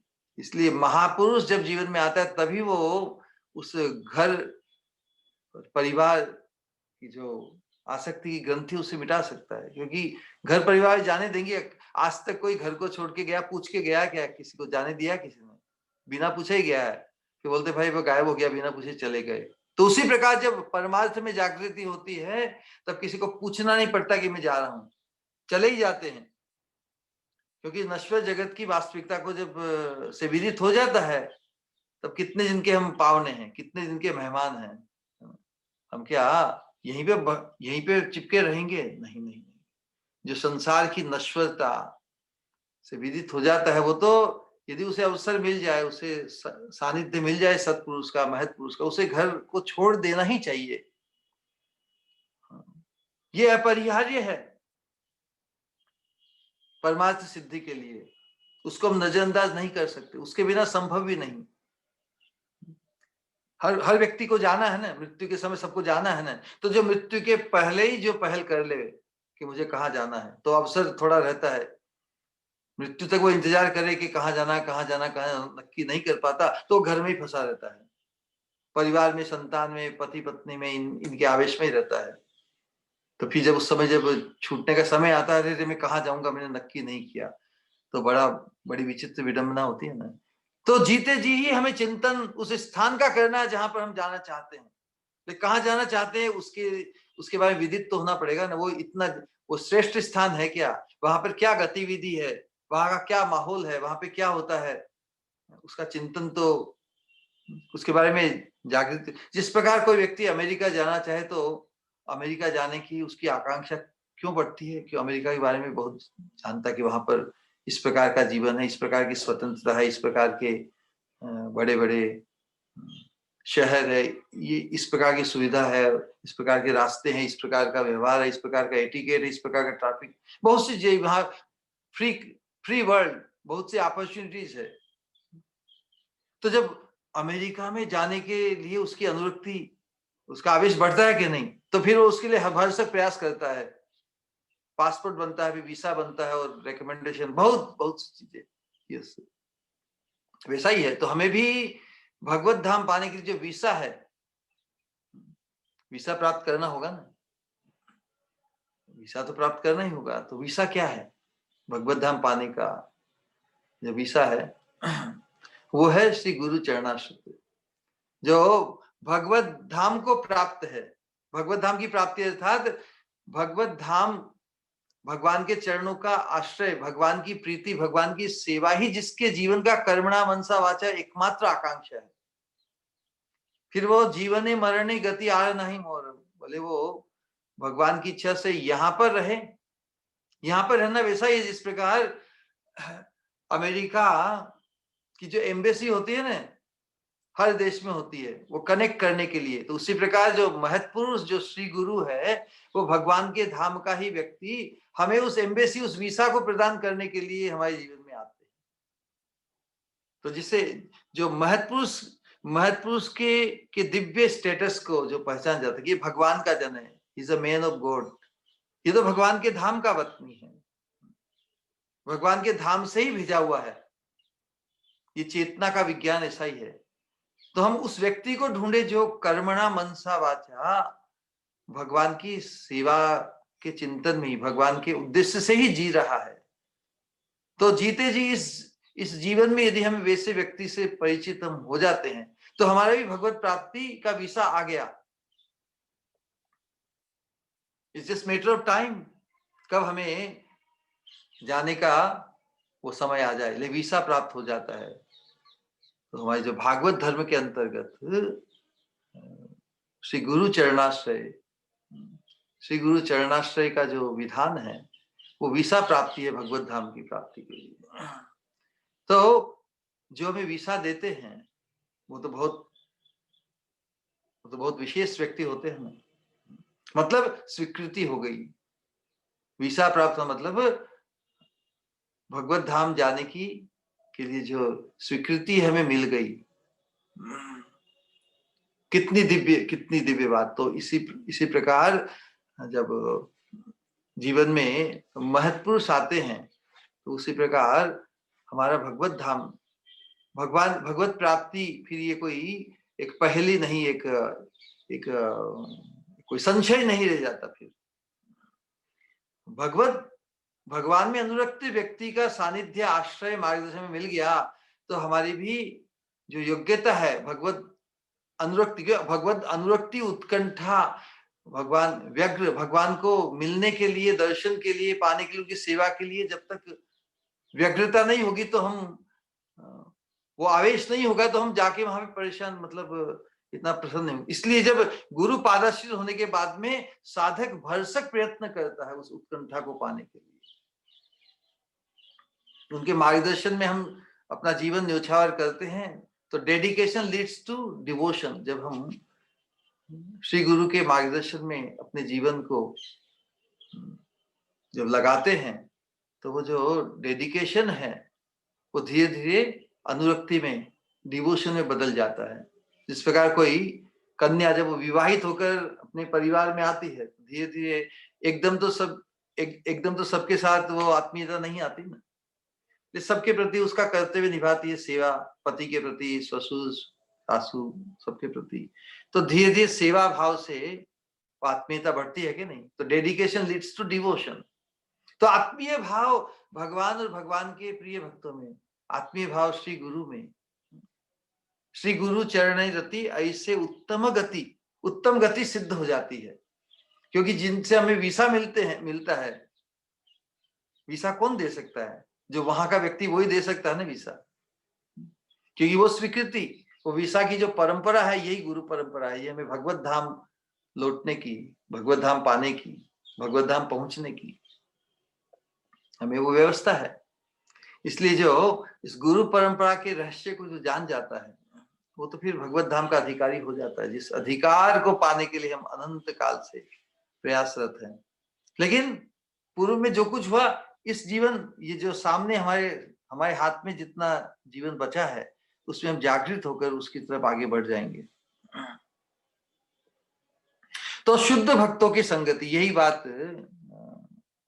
बताई जा रही कि शुद्ध भक्तों की संगति में ही जब साधना क्रम मिलते भगवान के, पवित्र नाम रूप गुण लीला, नाम रूप गुण लीला धाम परिकर आभरण, भगवान के पार्षदों का, भगवान के धाम का, भगवान की लीलाओं का, इनका जब श्रवण तथा कीर्तन करते हुए यदि ये हमें प्राप्ति हो जाए, तो फिर ऐसा माहौल यदि हमें घर में भी मिल जाए, घर में ही सभी साधक के लिए अच्छा माहौल बन जाए। इसीलिए श्रील प्रभुपाद जी ने और हमारे आचार्यों ने जितने मंदिर और जो आश्रम जो संस्था बनाई, उससे जो वहां का माहौल है उस माहौल को हम घर घर पहुंचाएं, अपने घरों में पहुंचाएं। क्योंकि हर व्यक्ति के लिए तो सब हर रोज मंदिर जाना या उसमें, लेकिन जो माहौल उन्होंने एक, जिस पर एम्बेसी में होता है ना, एम्बेसी में वो जो एग्जीबिशन होता है, एग्जीबिशन में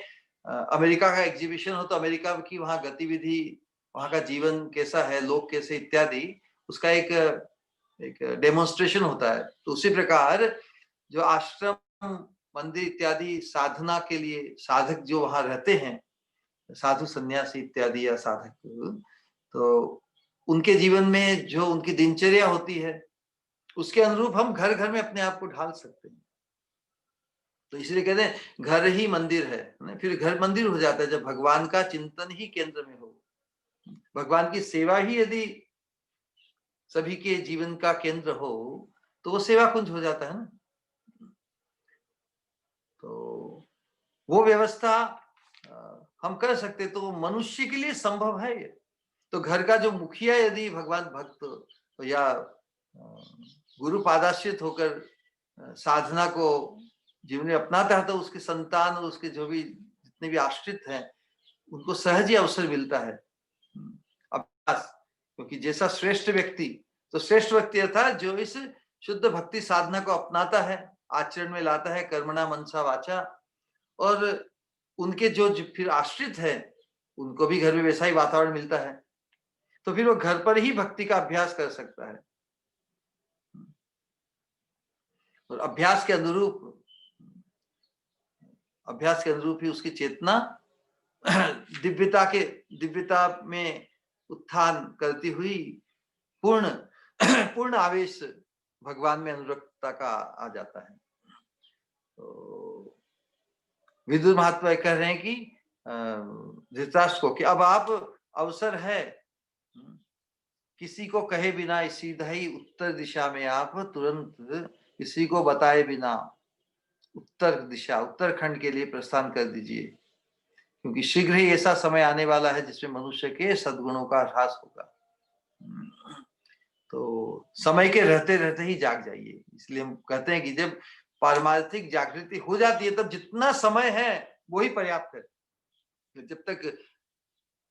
जब तक जागृति नहीं होती, कोई 100 साल भी जी जाए, तब तक समय इतना रहते हुए भी व्यर्थ है।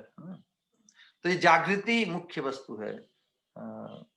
वापस उसी चीज को दोहराएं कि समय और समझ दोनों ही क्रिटिकल है, लेकिन रियल क्रिटिकल चीज समय नहीं है, समझ ही क्रिटिकल है। जब समय जागृत हो जाती है तो इन 1 सेकंड, 1 सेकंड में व्यक्ति का पूरा दृष्टिकोण, पूरा उसका जो एटीट्यूड है जीवन का, सब कुछ बदल जाता है। तो महत् पुरुष के आने का ये लाभ है कि जो धृतराष्ट्र अपने आप नहीं कर पाते, लेकिन उनका सौभाग्य देखिए कि विदुर जैसे महात्मा उनके जीवन में आए, उन्होंने उनको क्रियान्वित कर दिया, घर के अटैचमेंट और उस माहौल से उनको निकाला, उनको परमार्थ की तरफ किया। तो उसी प्रकार यदि हमारे जीवन में भी यदि हम ऐसा निश्चय से, ऐसा यदि हमारा विश्वास है कि हमारे जीवन में भी सत्पुरुष महत्पुरुष आए हैं विदुर महात्मा जैसे, तो हमें भी अपने माहौल को सुदृढ़ करना होगा। हमें हमारी दिनचर्या को इस तरह क्रियान्वित रूपांतरित करना होगा जिसमें हमारा चिंतन भगवान के प्रति, हमारा आवेश भगवान के चिंतन से ओतप्रोत हो। ये जिम्मेदारी तो हमारी है ना, लेकिन जो जागृत हो जाता है उसके लिए तो फिर मुश्किल नहीं। तो अभ्यास, उस अभ्यास में हमें अपने आप को ढालना होगा।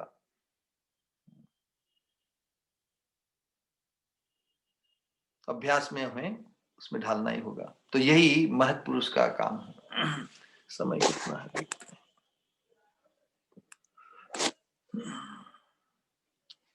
एक श्लोक और ले लेते हैं, फिर आगे कह रहे हैं कि एवं राजा विदुरेण अनुजेन प्रज्ञा चक्षुर्बोधित आज मिढ़ छित्वा स्वेषु स्नेह पाशान दृढ़िद्मो निश्चय क्राम भ्रातृ संदर्शिताध्वा। एक्चुअली श्लोक तो गाकर बोलने चाहिए, लेकिन इतना अभ्यास नहीं।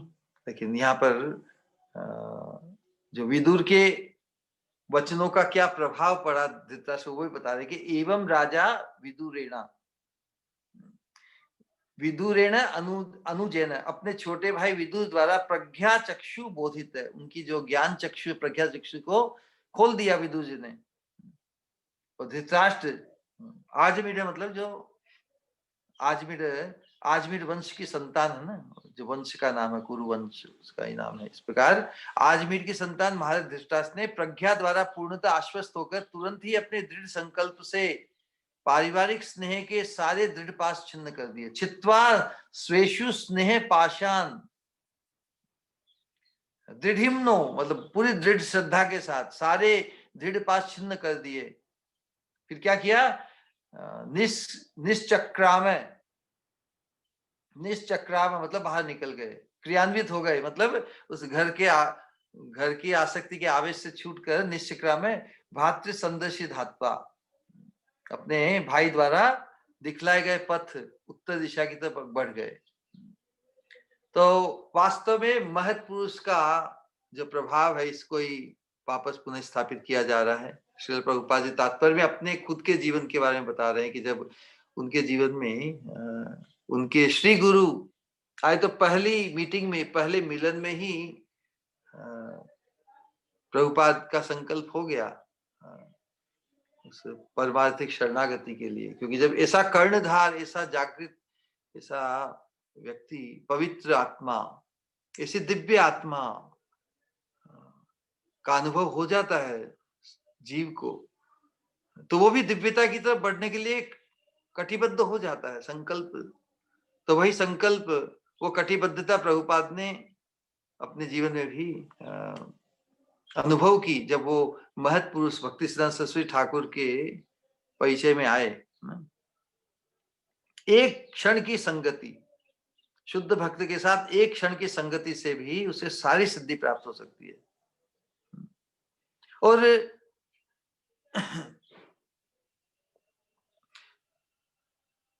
कोई इस चीज का गर्व करे तो यही गर्व सिद्धि को देता है। क्या हमारे जीवन में ऐसा गर्व है जैसा प्रभुपाद गर्व के साथ कह रहे हैं कि मुझे कोई लज्जा नहीं की? हमारे जीवन में भी ऐसा ही घटित हुआ। एक प्रकार से जैसे अपनी प्रशंसा करे सी बात है ना। किसी चीज का गर्व करने मतलब उसका गर्व होना मतलब हम अपने आप को बहुत श्रेष्ठ धन्य या मानते हैं। लेकिन ये इसका गर्व तो होना ही चाहिए कि हमारे जीवन में कोई महत् पुरुष आया। इसका गर्व नहीं होगा तो फिर संसार का गर्व होगा, संसार में हमारे बद्ध रहेंगे हम। कि संसार में यदि हम गर्वित होते तो पुनः पुनः संसार की ही वासना को धारण करते रहेंगे। महत् पुरुष मेरे जीवन में आया, इसमें इसको प्रकाशित करने के लिए लज्जा नहीं होनी चाहिए। हम लज्जा तो बहुत चीजों में करते हैं, तो जो गर्हित वस्तुएं हैं, गर्हित गर्व हैं, जो हमें संसार के भोगों में ही लिप्त रखे, उनसे लज्जा करनी चाहिए। हमारी जो असत ग्रंथियां हैं उसकी लज्जा। लेकिन महत् पुरुष मेरे जीवन में आया, हमारे जीवन में आया, प्रभुपाद जी कह रहे हैं कि लज्जा को छोड़कर मैं कह सकता हूँ हमारे जीवन में भी ऐसा ही विदित हुआ। विदुत महात्मा जैसे भक्ति सिद्धांत सरस्वती ठाकुर हमारे जीवन में आए और हम भी इस परमार्थ में जागृत हुए। प्रभुपाद जैसे महापुरुष तो जागृत आत्मा ही होती है, लेकिन जो परंपरा का क्रम बताया कि वो भी कह रहे कि हमारे जीवन में भी ऐसे महापुरुष आए भक्ति सिद्धांत सरस्वती ठाकुर के जैसे। और कुछ क्षणों की प्रथम भेंट के समय में ही उनकी कृपा ने उनको आकृष्ट कर लिया, कृपा से आकृष्ट हो गए। और यदि वो कृपा नहीं होती तो प्रभुपाद जी कहते शायद वो बहुत बड़े व्यापारी होते या और कहीं भी और प्रतिष्ठित होते अपने। लेकिन ये जो दिव्यता की तरफ बढ़ने का जो संकल्प, ये इतना प्रशस्त नहीं होता। विशेष रूप से प्रभुपाद जी कहते हैं कि जो भागवत धर्म और भागवत ग्रंथों का अंग्रेजी में अनुवाद करने का आदेश और मार्गदर्शन उन्हें अपने श्री गुरु से मिला प्रथम मीटिंग में ही। और फिर धीरे धीरे वो बात उनमें पनपती गई और एक समय आया, lot of preparation during the life, पूरा जीवन ही तैयारी के रूप में। और फिर एक व्यवस्था भगवान के अंतर्गत के बिल्डअप होता है ना, किसी चीज समय पे विदित होती है। हम सोचते हैं कि अरे इतनी इतनी लेट अवस्था में प्रभुपाद जी क्यों गए, 70 वर्ष की अवस्था में। लेकिन 70 वर्ष क्या है, तैयारी और जो माहौल सब कुछ भगवान की जो भगवान ऑर्केस्ट्रेटर है ना, जागृत जब साधक बन जाता है तो उसके जीवन में कब कौन सी वस्तु घटित होगी उसकी सब व्यवस्था भगवान के द्वारा विदित है। वो तो केवल हम फिर सहज वो जागृत व्यक्ति उस रोल में ढल जाता है, उसके जीवन में कोई कंप्लेन नहीं रहती, क्योंकि उसे अनुभव होता है कि हर हर वस्तु भगवान द्वारा अनुमोदित करते हैं, सैंक्शन भगवान द्वारा ही, ऑर्डेन्ड बाय गॉड, भगवान द्वारा अनुमोदित, भगवान द्वारा ही घड़ी हुई ये घटनाक्रम हो रही है। और हम उसमें तो जो जागृत जो साधक जागृत हो जाता है वो सहज उस दिव्य कृपा को पकड़ लेता है, जिसे वृत्रासुर कहते हैं कि यो दुर्लभो अकिंचन गोचरो नहीं। तो जागृत तथा जो गुरु पादाश्रित होकर पूर्ण शरणागत हो जाता है भगवान के, उसे फिर वो भगवान क्या उससे कराना चाहते हैं, किस समय क्या, सब कुछ विदित होने लगता है। लेकिन जो शरणागत नहीं है, जो साधक जागृत नहीं हुआ, जागृत होना अर्थात गुरु पादाश्रित हुआ, जब तक गुरु पादाश्रित नहीं होता तब तक वो जागृति नहीं आती, तब तक वो विजन डेवलप नहीं होता। यो दुर्लभो अकिंचन गोचरो नहीं, जिसने आत्मसमर्पण श्री गुरु चरणों में कर दिया है, उसकी वो तो किसी से बंध के नहीं रहेगा ना, उसका कोई आवेश नहीं होगा, न धन का, न विद्या का, न किसी का, कि उसने न्यौछावर कर दिया है। आत्मसमर्पण अर्थात अपने आप को भी जिसने गुरु चरणों में भगवत तुल्य, भगवान के प्रति शरणागति, भगवान के प्रति शरणागति, भगवान उपलब्ध हो, व्यक्तिगत रूप में हमारे बीच में आए, अर्जुन की तरह, उद्धव जी की तरह। ले भगवान हमारे लिए जिस रूप में आते हैं वो श्री गुरु रूप में आते हैं, तो उनके ही तो पूर्ण समर्पण होता है, उनके प्रति ही तो पूर्ण समर्पण होता है। नहीं तो भगवान के समर्पण व्यक्ति जैसे वो उदाहरण है कि 50 रुपए किलो की सुपारी हम भोग लगाते हैं, जो वस्त्र जो किसी काम नहीं है, चलो भगवान को चढ़ा दो, मंदिर में दे दो। तो हमारी भगवान में प्रीति कहाँ, भगवान के प्रति समर्पण कहाँ है? कि भगवान कुछ मांगते तो नहीं आगे होके, उपदेश के द्वारा मांगते हैं, सर्वधर्मान परित्यज्य मामेकम शरणम व्रज। लेकिन वो सर्वधर्मान मामेकम शरणम व्रज कैसे होगा क्रियान्वित? तो जो क्रियान्वित कराएंगे वही कृष्ण रूप, वही श्री गुरु होते हैं, जो हमारी आत्मसमर्पण, जो हमारी शरणागति को, भगवान के प्रति शरणागति श्री गुरु चरणाशय ही है। श्री गुरु चरणाशय ही भगवत शरणागति है, क्योंकि भगवान ही श्री गुरु रूप में आकर हमारी शरणागति को स्वीकार करते हैं। तो धृतराष्ट्र और जो Vidur, very good combination, correct. Dhritarashtra पूर्ण एकदम बद्ध जीव की, उससे तो ज्यादा हम बद्ध अपने आप को मानते नहीं ना। तो एक्चुअली धृतराष्ट्र का उदाहरण सुनकर हमें तो प्रेरणा मिलनी चाहिए कि मैं तो इतना तो भटका, इतना तो आसक्त, या इतना तो बद्ध नहीं हूं। I am better off than Dhritarashtra. Dhritarashtra से हम अपनी अवस्था को श्रेष्ठ मानना चाहिए ना, क्योंकि हम इस दृष्टांत का श्रवण कर रहे हैं इतने दिनों से, भागवत का अनुशीलन कर रहे हैं। भागवत में जो पात्र का जो परिचय दिया जा रहा है हम पे ही घटित हो सकता है। तो हम धृतराष्ट्र जितने अंधे नहीं है। यदि कोई भी श्रोता, कोई भी साधक इतना समझ जाए कि मैं धृतराष्ट्र जितना अंधा नहीं हूं, तो then it comes with responsibility.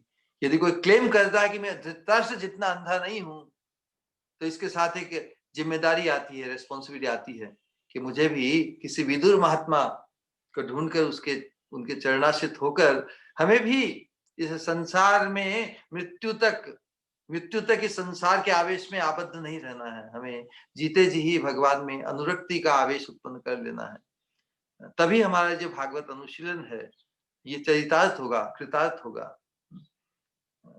तो इसको हम एक फैशन या मनोरंजन टाइम पास नहीं बनाए। It's a real thing. जो भागवत में जो हम डिस्कस कर रहे हैं इन दृष्टांतों से, ये हमारी ही कथा है, हमारा ही,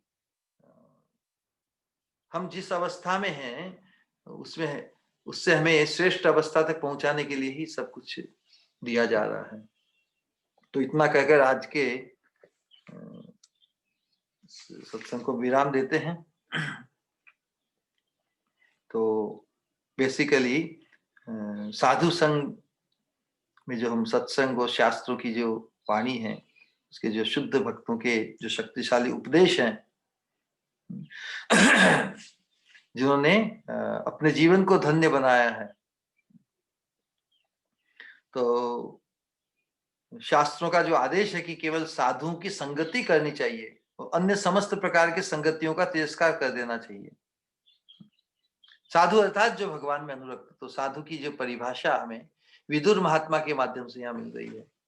विदुर महात्मा भगवान के अनन्य भक्त, तीर्थ यात्रा भ्रमण करते हुए और भगवान का चिंतन करते करते ही वो वापस धृतराष्ट्र को जागृत करने के लिए पुनः अपने साथ धृतराष्ट्र बड़े भाई को ले जाएंगे। तो यही परंपरा है भागवत धर्म की, कि हम जो जागृत व्यक्ति हो गया है उसे पहचान कर हम भी जागृत होकर उस परमार्थ पथ पे आगे बढ़ जाएं। बोलिए हरे कृष्ण कृष्ण कृष्ण हरे हरे, हरे राम राम राम हरे हरे। आप सभी का खूब खूब धन्यवाद श्रवण करने के लिए। ये भागवत तो अथाह सागर जैसा है। हमारा तो संदेश हर एक जैसा ही है, एक ही है। किस प्रकार हम परमार्थ पथ पर अग्रसर हो जाए। बार बार श्रवण करके एक ही संदेश है भागवत धर्म को किस प्रकार सिद्धि प्राप्त हो, किस प्रकार हमारी भगवान में एकांतिक अनुरक्ति, भगवती अचलो भाव, भगवान में अचल भाव किस प्रकार जागृत हो। और एकमात्र साधन यही है, यद भागवत संगत है। हम भागवत पुरुष के सानिध्य में आकर, भागवत पुरुष के सत्संग में श्रवण द्वारा, यद भागवत संगत, संगत मतलब किस प्रकार उनमें अनुरक्त हो। संग करेंगे, जैसा जिसका करे संग उसका लागे रंग कहते हैं ना। तो उसी प्रकार यदि हमें संग हो गया सत्पुरुष का, भगवत अनुरागी, जिसके हृदय में भगवान के प्रति अचल भाव है, तो वो अचल भाव का संक्रमण हमारे जीवन में होगा अवश्य होगा ही। बस वही साधन है और उसमें हमारा पूर्ण विश्वास होना चाहिए। यदि सत्पुरुष, भगवान में अनुरक्त व्यक्ति, विदुर महात्मा जैसे व्यक्ति का यदि हमें परिचय मिल गया है इस संसार में, किसी के कहने से, खुद की समझ से या किसी के कहने से, कोई भी डजंट मैटर, यदि हमें शुद्ध महापुरुष के प्रति श्रद्धा जागृत हो गई तो हम भी शुद्ध महापुरुष बनने से दूर नहीं रहेंगे। क्योंकि शुद्ध महापुरुष के सानिध्य का यही फल है कि उनके सानिध्य में जो आएगा, उनके आश्रित जो होगा, उनका संग जो करेगा, उनमें जो अनुरक्त होगा, वो उन्हें शुद्ध भक्त ही बना देगा। हरे कृष्णा। तो किसी का कोई प्रश्न हो, जिज्ञासा? आशीष, पुनीत, हरे कृष्णा।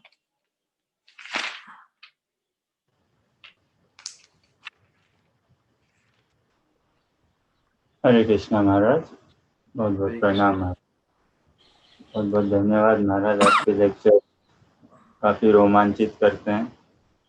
जितना होना चाहिए उतना नहीं हो पाता, लेकिन बहुत रोमांचित करते हैं महाराज। एक प्रश्न है, जैसे धृतराष्ट्र महाराज को घर छोड़ने की क्या आवश्यकता हुई? वो रहते तो पांडवास के साथ ही थे, और पांडवास भगवान के शुद्ध भक्त, परम भक्त, तो नेचुरली स्वाभाविक ही वहाँ पे माहौल भी पूरा भक्ति में माहौल रहा होगा घर में। और पूरे भक्ति के सारे अंगों का वहाँ पे हर तरह से, तो उनको छोड़ने की आवश्यकता, और छोड़ने में भी ऐसा भी हो सकता है वो घर छोड़ के बाहर जाए, कहीं पे भी जाए, वहाँ फिर असत्संग मिले या किस हिसाब से, लेकिन घर पे तो शुद्ध भक्ति है पांडवा जी में। लेकिन आसक्ति तो घर परिवार के संबंधों की रहेगी। जैसे कुंती महारानी ने भी कहा कि मुझे वृष्णि और यादों में जो मेरा मेरा जो मोह है, पांडव शुद्ध भक्त होते हुए भी जो पारिवारिक जो शारीरिक आसक्ति बीच में आई जाती है ना,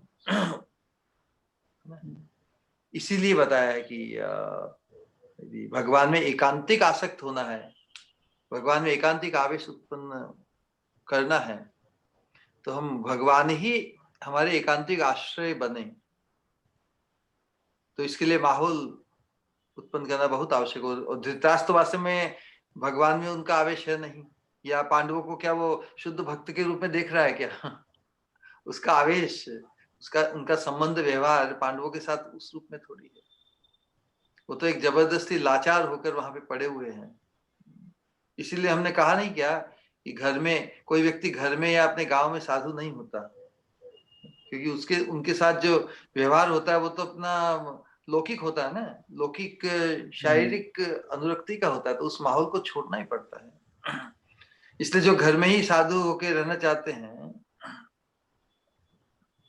तो वो संभव नहीं। ये तो उपदेशक साधु मतलब जो उपदेशक हो, जो परिव्राजकाचार्य हो, इसलिए बाहर निकलता है घर से, विचरण करते हैं गांव गांव दूसरी जगह, तो दूसरे लोगों की जो दृष्टि उसके प्रति एक साधु के रूप में हो सकती है, लेकिन घर परिवार वालों के प्रति नहीं। तो और फिर तो स्वयं विदुर जी तो यात्रा करके आए हैं ना। विदुर जी ने तो अपना उस आदर्श को स्थापित किया है कि वो जब महाभारत के युद्ध होने के पहले निकल गए, अब सब कुछ समाप्त होने के बाद में ऐसी दयनीय अवस्था धृतराष्ट्र की, क्योंकि धृतराष्ट्र अपने दुश्मनों के आश्रित ही रह रहे हैं ना, उनकी वो शुद्ध भक्त की वो दृष्टि उनकी नहीं है। तो विदुर महात्मा कह रहे कि तुम निर्लज्ज होके यहाँ पर लाचार होके पड़े हुए हो, चलो मेरे साथ। तो उनको संबल मिला ना, वो अकेले थोड़ी उनको घर से निकाला, अपने साथ ले गए विदुर महात्मा ने। फिर विदुर तो जो श्रेष्ठ चीज जो उपलब्ध कर सकते हैं उनके भ्राता, उस बद्ध अवस्था से को लेकर घर की जो आसक्ति है उससे निकालने का आदर्श स्थापित किया ना, अपने साथ ले जा रहे हैं ना, न कि अकेले के धक्का मार के उन्हें बाहर निकाल रहे हैं, निकलिए, क्योंकि खुद की तो उपजे नहीं। लेकिन अब विदुर को सुन रहे हैं कि विदुर भ्राता है, विदुर कितने विद्वान है, वो मोह वशीभूत उनके उपदेश को सुन नहीं पाए जीते जी, पहले जब उनकी संतान थी दुर्योधन इत्यादि। लेकिन विदुर की बात अब सटीक उन्हें लग रही है। तो कितना सौभाग्य उस दृष्टि से धृतराष्ट्र का कि विदुर ने बहुत प्रयास किया, जिंदगी भर प्रयास किया उन्हें सत मार्ग पर रखने की, लेकिन जब उनकी परिस्थिति ऐसी आ गई तो फिर अब जो उपदेश है वो उनको साक्षात लग रहे हैं, लागे सो दवा, अब वो दवा बन गए। इसलिए आगे आएगा कि धृतराष्ट्र अब वो आबद्ध नहीं है, वो तो शूरवीर की तरह, जैसे शेर अपने शिकार को पकड़ने के लिए अग्रसर होता है ना, शूरवीर लड़ने के लिए विजय पाने के, तो अपने विजय अभियान में आगे बढ़ गए हैं। और विदुर जैसे उपदेशक, भ्राता और परमार्थ में सिद्ध व्यक्ति का सानिध्य हो तो फिर कौन बाहर नहीं निकलेगा ना। तो इस अध्याय का सार यही है कि जीव कितना भी बद्ध हो, उसके जीवन में ऐसी परिस्थिति आती है भगवान की व्यवस्था के अंतर्गत, लाचारी कहिए, बुढ़ापा कहिए, रोगग्रस्त अवस्था कहिए, तो उसे, और मनुष्य होने के नाते उसे सत्संग का भी लाभ मिलता है।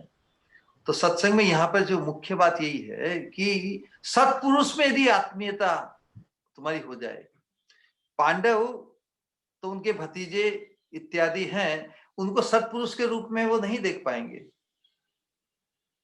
लेकिन विदुर महात्मा को सत्पुरुष कि हाँ ये तो साधु है, ये तो परम नीतिवान है, और इसने तो कभी राज्य की आकांक्षा कभी की नहीं, इसने तो हमारी सेवा ही की है, और अब ये हमें असली सेवा कर रहा है। ये हमारा हमारा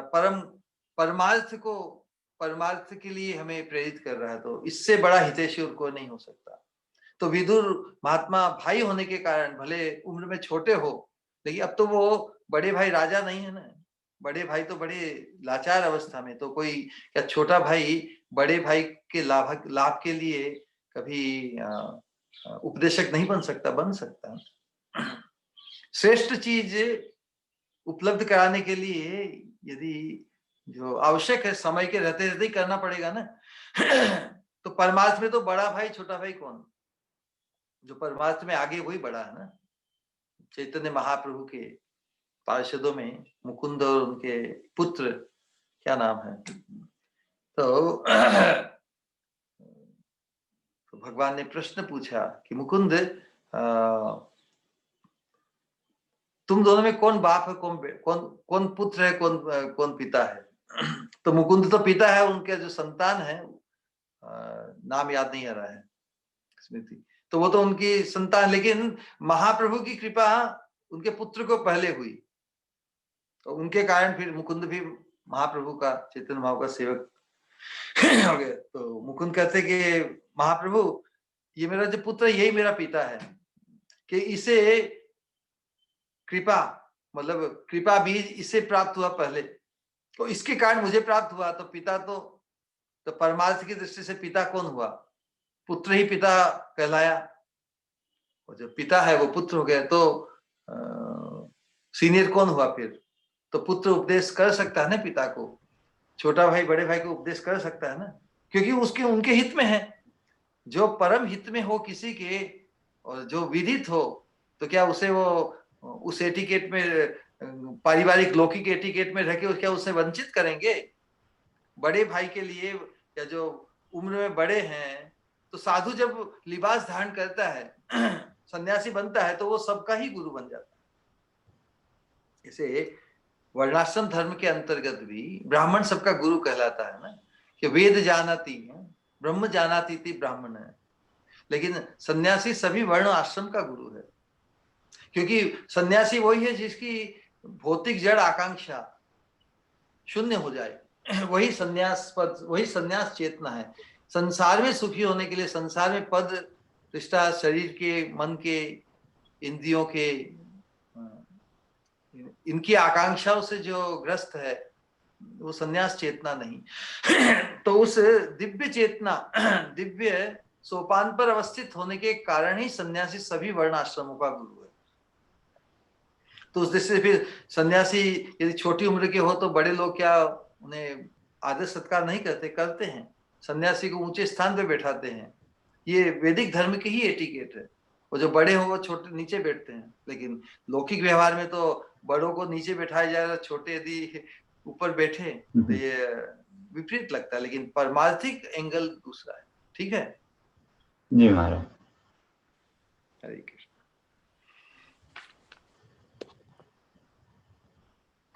अभी भी कुछ समय बाकी है। और किसी का कोई प्रश्न?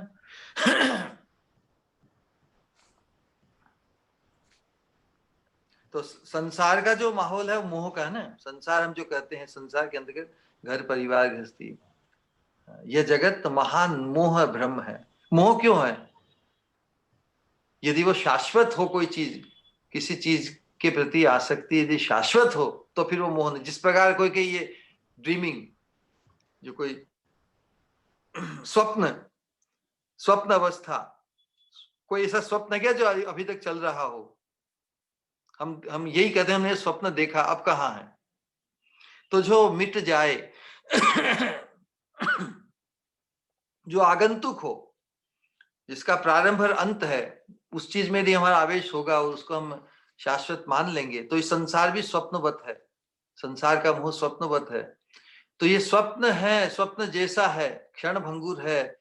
इसको जितना जल्दी हम पहचान जाएं, उस व्यक्ति के सहायता से जो पहचान गया कि ये संसार स्वप्नवत है, मोहवश है, क्योंकि इसमें प्रत्येक वस्तु यथार्थ रूप में सत्य से प्रतीत हो, जैसे स्वप्न में हमको जो देखते हैं वो यथार्थ लगता है ना, जब तक स्वप्न चालू है तब तक फिर बोले मैंने स्वप्न में देखा कि मेरे पास इतना धन है, अभी तो मैं कंगाल हूं।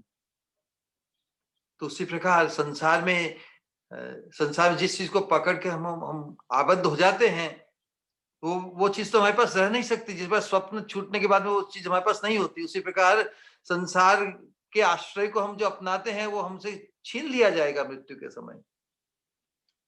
लेकिन जब तक जीते हैं तब तक वो यथार्थ सत्य जैसी प्रतीत होती है।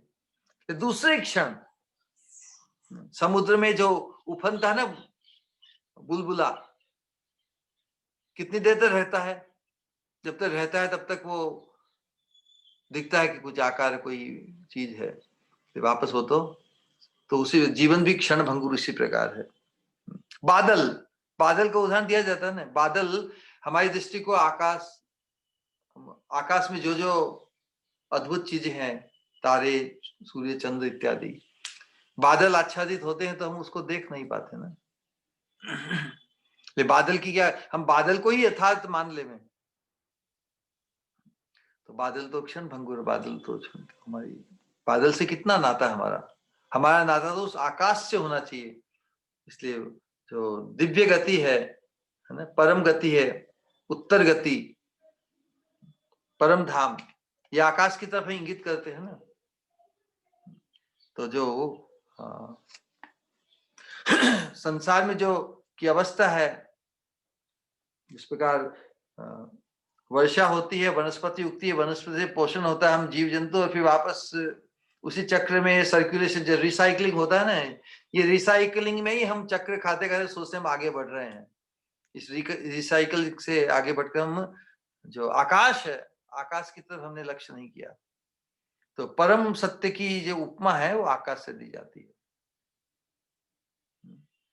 कैसे बनेंगे कि शाश्वत यदि हम माहौल को पाते हैं तो बादल स्वरूप जो हमारा मुंह है,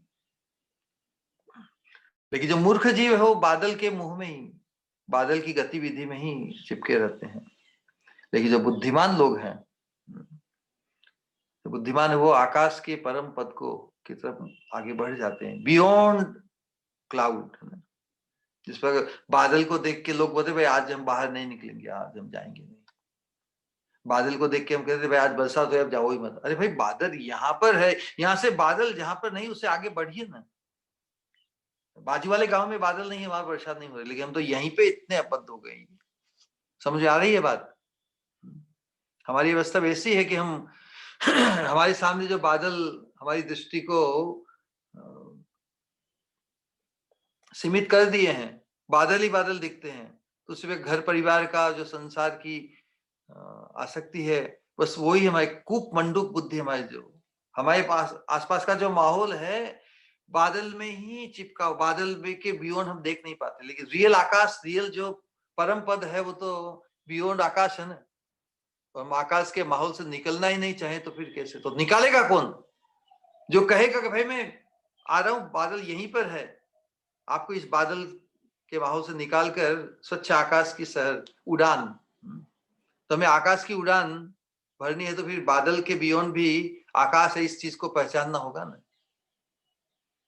तो महत्पुरुष जब हमारे जीवन में आते हैं, जिन्होंने आकाश की उड़ान को पहचाना है, उनके संग होकर हम भी बियॉन्ड दिस क्लाउड में हम आबद्ध नहीं रहेंगे। हम दिव्य आकाश, परम पद, परम धाम की तरफ हमारी बुद्धि और हमारे आवेश को जागृत करके हम उसी की तरफ केंद्रित हो जाएगा हमारा ध्यान। यही भागवत धर्म की सिद्धि है। हरे कृष्णा। ठीक है, तो Puneet, are you there? Yes. कुछ कहना है तुम्हें? Otherwise we wind up. सवाल तो कोई नहीं है महाराज मेरा। बहुत बढ़िया, चलो that means everything is resolve ना। सभी का समाधान है तुम्हें, नहीं? Very good. तो यही है, तो ये भागवत धर्म शास्त्र जो उपदेश है, ये हमें प्रेरित करने के लिए, क्या प्रेरित करते हैं? कि हम इतने गए बीते भी नहीं हैं. We are not worse than them. Our situation is definitely better than Dhritarashtra. Dhritarashtra से हम बदतर नहीं है, बेहतर ही है. हमें जीवन में उतना त्याग नहीं करना है. त्याग करने से कहने का आता है भगवत धाम की प्राप्ति का ये लक्ष्य इतना उत्कृष्ट है, उसके लिए हम पूरे राज्य को ही न्योछावर करना पड़े, जैसे राजाओं ने किया. हमारे पास तो इतना नहीं है, तो हमारा न्योछावर तो बहुत मिनिमम है. तो हमें तो ये प्रेरणा होने की हमें इतना, शायद हमारे पास इतना धन होता, इतना वैभव होता, इतना राज्य होता, तो हम उसको न्योछावर नहीं कर पाते, है ना. लेकिन उन राजाओं का न्योछावर हमें बताता है कि वो इतनी श्रेष्ठ चीज है कि सब कुछ उसके लिए न्योछावर किया जा सकता है. तो हमारे पास तो सब कुछ तो है नहीं, बहुत थोड़ा सा है. तो जब महत् पुरुष मिल जाते हैं तो जो जितना भी है उसको हम न्योछावर कर सकते हैं. बलि महाराज ने अपना सर्वस्व न्योछावर कर दिया, राजा भरत ने कर दिया. हमें यदि उतना शासन, उतना पद, उतनी होती तो हम नहीं कर पाते ना.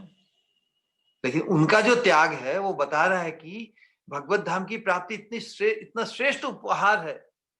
अनंत काल का हमारा जो नर्क जैसा अनेक योनियों में भ्रमण भटकने का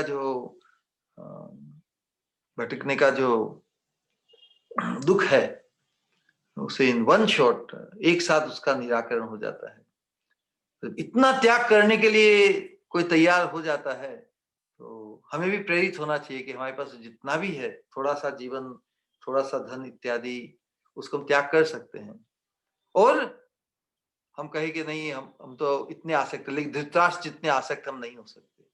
धृतराष्ट्र आसक्ति और महत्वाकांक्षा और मोह का इपिटोम है. Is the highest limit. पुत्र मोह, परिवार मोह, शासन का मोह, उस अवस्था में से भी बाहर निकला जा सकता है ना. तो हम भी निकल सकते हैं. तो दोनों दृष्टिकोण से हमारे पास इतना न्योछावर करने के लिए है नहीं, लेकिन श्रेष्ठ चीज को पाने के लिए थोड़ा है, उसको भी हम न्योछावर कर देंगे. और हम इतने आबद्ध नहीं. कोई भी साधक कथा सुनकर, श्रवण करके यदि ऐसा सोचे नहीं मैं तो धृतराष्ट्र भी गया बीता हूं, ऐसा नहीं कर सकता. कोई है क्या संसार के हमारे जीवन में? क्या कोई इतना संसार में कोई इतना मोहित है क्या? इतना मोहित नहीं है कोई, इतना नहीं है जितनी अवस्था धृतराष्ट्र की है. तो धृतराष्ट्र को तो उदाहरण के रूप में प्रस्तुत किया जाता है. किसी को कंपेयर करते हैं ना, थोड़ा सा भी उससे यदि मेल जोल हो तो हम उसकी तुलना धृतराष्ट्र से कर बैठते हैं. तो धृतराष्ट्र तो is the epitome, he is the embodiment of मोह और आसक्ति, घर परिवार की आसक्ति के. तो वो एक प्रकार स्मारक है, जैसे एक आदर्श है संसार की आसक्ति, भव बंधन की आसक्ति की. तो उनसे में यही प्रेरणा लेनी है कि यदि वो सुधर सकते हैं, उनके जीवन में विप्लव आ सकता है, तो मेरे जीवन में भी महत् पुरुष यदि विदुर वैसा व्यक्ति आ जाए तो मेरा भी उद्धार पूर्ण हो सकता है. तो अच्छा है कि तुम्हारा कोई प्रश्न नहीं हो, सभी समाधान है. तो बहुत आनंद की बात है. और किसी को कुछ प्रश्न या कहना है? Otherwise we can find out. प्रणाम श्री गुरु महाराज. हाँ, हरे कृष्णा. कृष्ण मते अस्तु. कहिए. बहुत ही अद्भुत था आपने कहा, लेकिन कि हम सबको कभी ना कभी तो घर, जब भगवत प्राप्ति करनी है तो घर छोड़ना है. लेकिन अगर सभी घर छोड़ देंगे तो वो जो जिम्मेदारी हमें दी गई है वो हम कैसे निभाएंगे फिर? जिंदगी भर जिम्मेदारी, हर जिम्मेदारी समय के साथ बदलती है ना. तो जब नेक्स्ट जनरेशन बड़े हो जाते हैं, बच्चे बड़े हो जाते, अपने स्थान पर पहुंच जाते हैं, तो फिर व्यक्ति को माहौल बनाना चाहिए जिससे उसका आवेश, उसका वातावरण भगवत चिंतन में बने. तो यदि घर के मुखिया जो व्यक्ति हैं, तो धृतराष्ट्र ने जिंदगी भर भजन किया नहीं, धर्म कर्म के चक्कर में पड़े रहे और अपने स्वार्थ को ही सिद्ध करते रहे. तो जब गुरु पादाश्रित साधक हो जाता है तो घर भी मंदिर बन जाता है, कहने का ये आशय है. ऑलराइट. 2 लाइन्स कहनी थी. हाँ, कहिए. भागवत तो है the ocean of nectar. Bhagavat तो है ओशन ऑफ नेक्टर. समुंदर के जैसे हर लहर लेके आती है न जाने कितने असंख्य मोती. पर बहुत मुश्किल है उन्हें चुनना. पर श्री गुरु आपने किया यह संभव हमारे लिए। पर श्री गुरु आपने किया यह संभव हमारे लिए। धीर व्यक्ति कौन है ये जाना हमने, उत्तम पुरुष कौन है, यानी कि जो परमार्थ में जागृत हो जाता है, तो हमें भी तो उत्तम बनना है, ये कहा आपने। और सबसे अद्भुत क्या है वो कि आपने कहा धर्म क्या है, अर्थ क्या है और काम क्या है। बहुत ही अद्भुत कि धर्म तो वही असली धर्म है कि हम हर जीव को कृष्णमय देखें। सबसे बड़ा अर्थ तो भगवत प्रेम है, यानी कि दिव्य प्रेम, और उस धन को पाने के लिए हमें करना है भगवत नाम।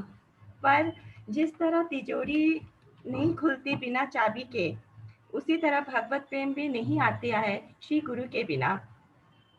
अगर जो जीव की मृत्यु को प्राप्त हो जाता है बिना भगवत धाम के ज्ञान के बिना, तो उससे ज्यादा विडंबना क्या है, ये कहा आपने। हमारे लिए तो श्री गुरु वीजा जैसे हो आप। हमारी चेतना में जो संशय का बादल छाया है, उसे श्री गुरु आपने हटाया ताकि हम आकाश की ये व्यापकता को देख सके। ये संसार तो है स्वप्न जैसा, उससे जगाया हमें आपने श्री गुरु। बहुत बहुत बहुत धन्यवाद आपका। हरे कृष्णा। हरे कृष्णा। ओके, सभी को खूब खूब धन्यवाद। हरे हरे कृष्णा। कृष्णा महाराज, बहुत बहुत प्रणाम महाराज। And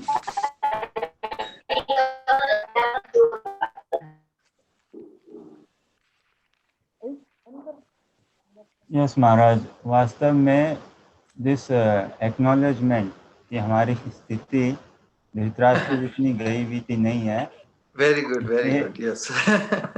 This really gives a good encouragement and motivation and confidence something कि जीवन में उत्थान की ओर हम या व्यक्तिगत रूप से मैं प्रस्थान कुछ बढ़ सकें। और जिस हिसाब से आपने समझाया कि विदुर महाराज, तो ऐसे अनेकों हमारे जीवन में साधु संत भक्त आए हैं, और विशेष रूप से ये स्वर्ण अवसर है हमारे लिए कि आप जैसे दिव्य पुरुष महाराज हमारे जीवन में पधारे और ये शास्त्रों का ये उपदेश और मन। अदरवाइज जैसा आपने बताया महाराज कि वास्तव में ये भागवत अनुशीलन ये कोई मनोरंजन या परफॉर्मेंस की बात नहीं है, जैसे आपने समझाया वो बहुत बहुत बढ़िया लगा कि कोई महाराज कल्चर या वो नहीं है कि how to respond to your comments in the form of comments to your lecture. तो ये कोई परफॉर्मेंस वाली बात नहीं है कि इसको हम कोई परफॉर्मेंस ले कि हाँ कितना सुंदर बोले या कितना, बट समथिंग जो मनोभंजन में करके और इसी जीवन में जैसे आपने समझाया श्योरेस्ट वे एंड शॉर्टेस्ट वे, उस मार्ग में हम अपने आप को या मैं अपने आप को नियोजित कर सकूं। बहुत बहुत धन्यवाद महाराज। सबके लिए है, सबके लिए इक्वल अपॉर्चुनिटी है, और जिसने उस अपॉर्चुनिटी को लेकर अपने जीवन को ढाला है वही आदर्श बनकर दूसरों के लिए प्रेरणा स्रोत बनेंगे। तो हम सभी को, हम जो भागवत धर्म का अनुशीलन करते हैं, दूसरों के लिए आदर्श बने। नहीं तो हम खुद को भी यदि वंचित करेंगे, अपेरेंटली हम पालन करते हैं और इन रियलिटी हम वहीं के वहीं फंसे हुए हैं। जो वंचित खुद को करता है उसे खुद को ही कर सकता है, हम दूसरों को क्या वंचित करेंगे। सबसे बड़ी विडंबना तो यही है ना, हम संसार में अपने लाभ को सिद्ध करने के लिए दूसरों को वंचित करते हैं, चीटिंग प्रोपेंसिटी, विप्रालप्स है। लेकिन परमार्थिकी दृष्टिकोण से हम खुद को ही वंचित कर सकते हैं और किसी को नहीं, क्योंकि हम सभी तो भगवान के नचाए नाच रहे हैं, भगवान के ही उपकरण हैं, इंस्ट्रूमेंट हैं। तो हमारे माध्यम से भगवान और दूसरों का भलाई कर रहे हैं, है ना। लेकिन और हमारा भी भला कर रहे हैं दूसरों के माध्यम से, लेकिन हम अपने आप को वंचित कर सकते हैं। हम और किसी को वंचित नहीं कर सकते, न कोई हमें दूसरा वंचित कर सकता है। लेकिन भगवान ने ये स्वातंत्र जीव को दिया है कि वो खुद यदि सोया रहे, जागते हुए भी सोने का बहाना बना के पड़ा रहे, तो उसको कोई उठाने जाए तो आंख बंद करके रहेगा ना। जो वास्तव में सोया हुआ है उसको तो थोड़ा छेड़ते ही वो जागे, भाई क्या बात है। तो वही अवस्था, इसे सेल्फ डिप्राइवेशन, आत्मवंचना इसे ही कहते हैं। तो संसार में जैसे व्यक्ति किसी को वंचित करके सोचता है कि मैं आगे बढ़ जाऊंगा, है ना, संसार का व्यवहार, लेकिन अनंत काल से वो खुद को ही वंचित कर रहा है। तो उसी विचारधारा को छोड़ना होगा। जब हम परमार्थ के सानिध्य में आते हैं, महत्पुरुष के सानिध्य में आते हैं, तो हमें अपने आप आत्मवंचना से अपने आप को बचाना होगा। हम सोचते हैं कि हम दूसरों को वंचित करके लाभान्वित हो जाएंगे। नहीं, हम दूसरों को वंचित कर ही नहीं सकते। हमारी क्या कैपेसिटी, हम किसी को वंचित करें? सभी तो अपने कर्मों से बंधे हुए हैं ना।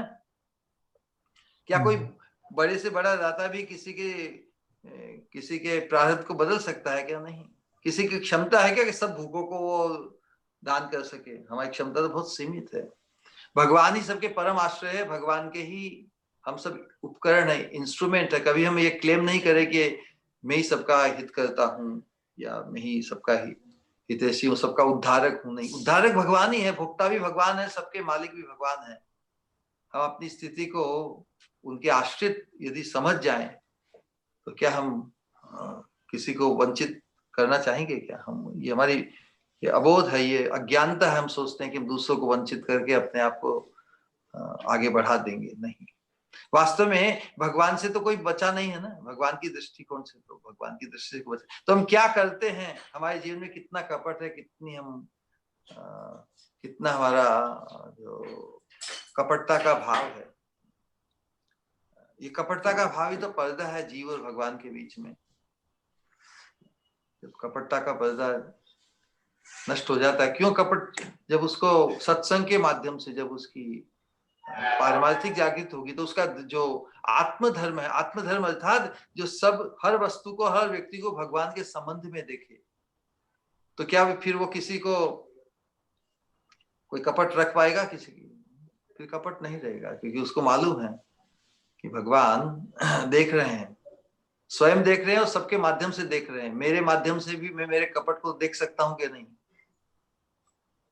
जब भगवान सर्वत्र हैं, सबके माध्यम से भगवान देखे, भले साक्षात भगवान देखते हुए हमें नहीं दिखे, भले भगवान सर्वत्र है ना, और भगवान के द्वारा ही सब देखते हैं, भगवान की शक्ति से ही सब देखते हैं। तो ये परमार्थ धर्म, भागवत धर्म में ये उद्बोधित करता है कि भगवान सर्वत्र है, भगवान से कुछ भी अविदित नहीं है। तो हम कपट किससे कर रहे हैं फिर? स्वयं से ही ना, भगवान से तो कर नहीं सकते। हम खुद को ही जब भूल जाते हैं, हम सोचते हैं कि इसने नहीं देखा, किसी ने देखा नहीं, मैं तो एकदम सबसे बचा के आया हूं। तो दो चीज से तो नहीं बच सका ना, बचा सका, भगवान से नहीं बचा सका ना खुद से बचा सका। और सोचता मैंने दूसरों को वंचित कर दिया, दूसरों से छुपा के मैं लाया हूं, खुद की ही आत्मवंचना हुई। ऑल राइट, तो हरे कृष्ण हरे कृष्ण। बहुत बहुत प्रणाम महाराज। हरे राम राम राम। श्रीमद् भागवतम की जय।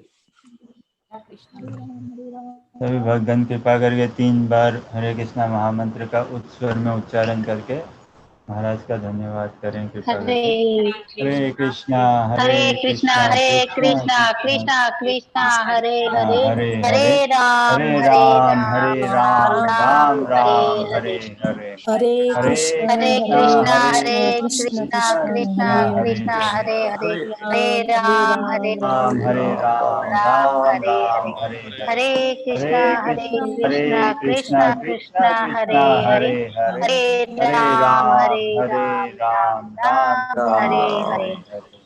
हरे कृष्ण। स्वरूप गोविंद महाराज की जय। गौर भक्तवृंद की जय। निताई गौर श्रीमान। हरि हरि हरि बोल। हरे कृष्णा।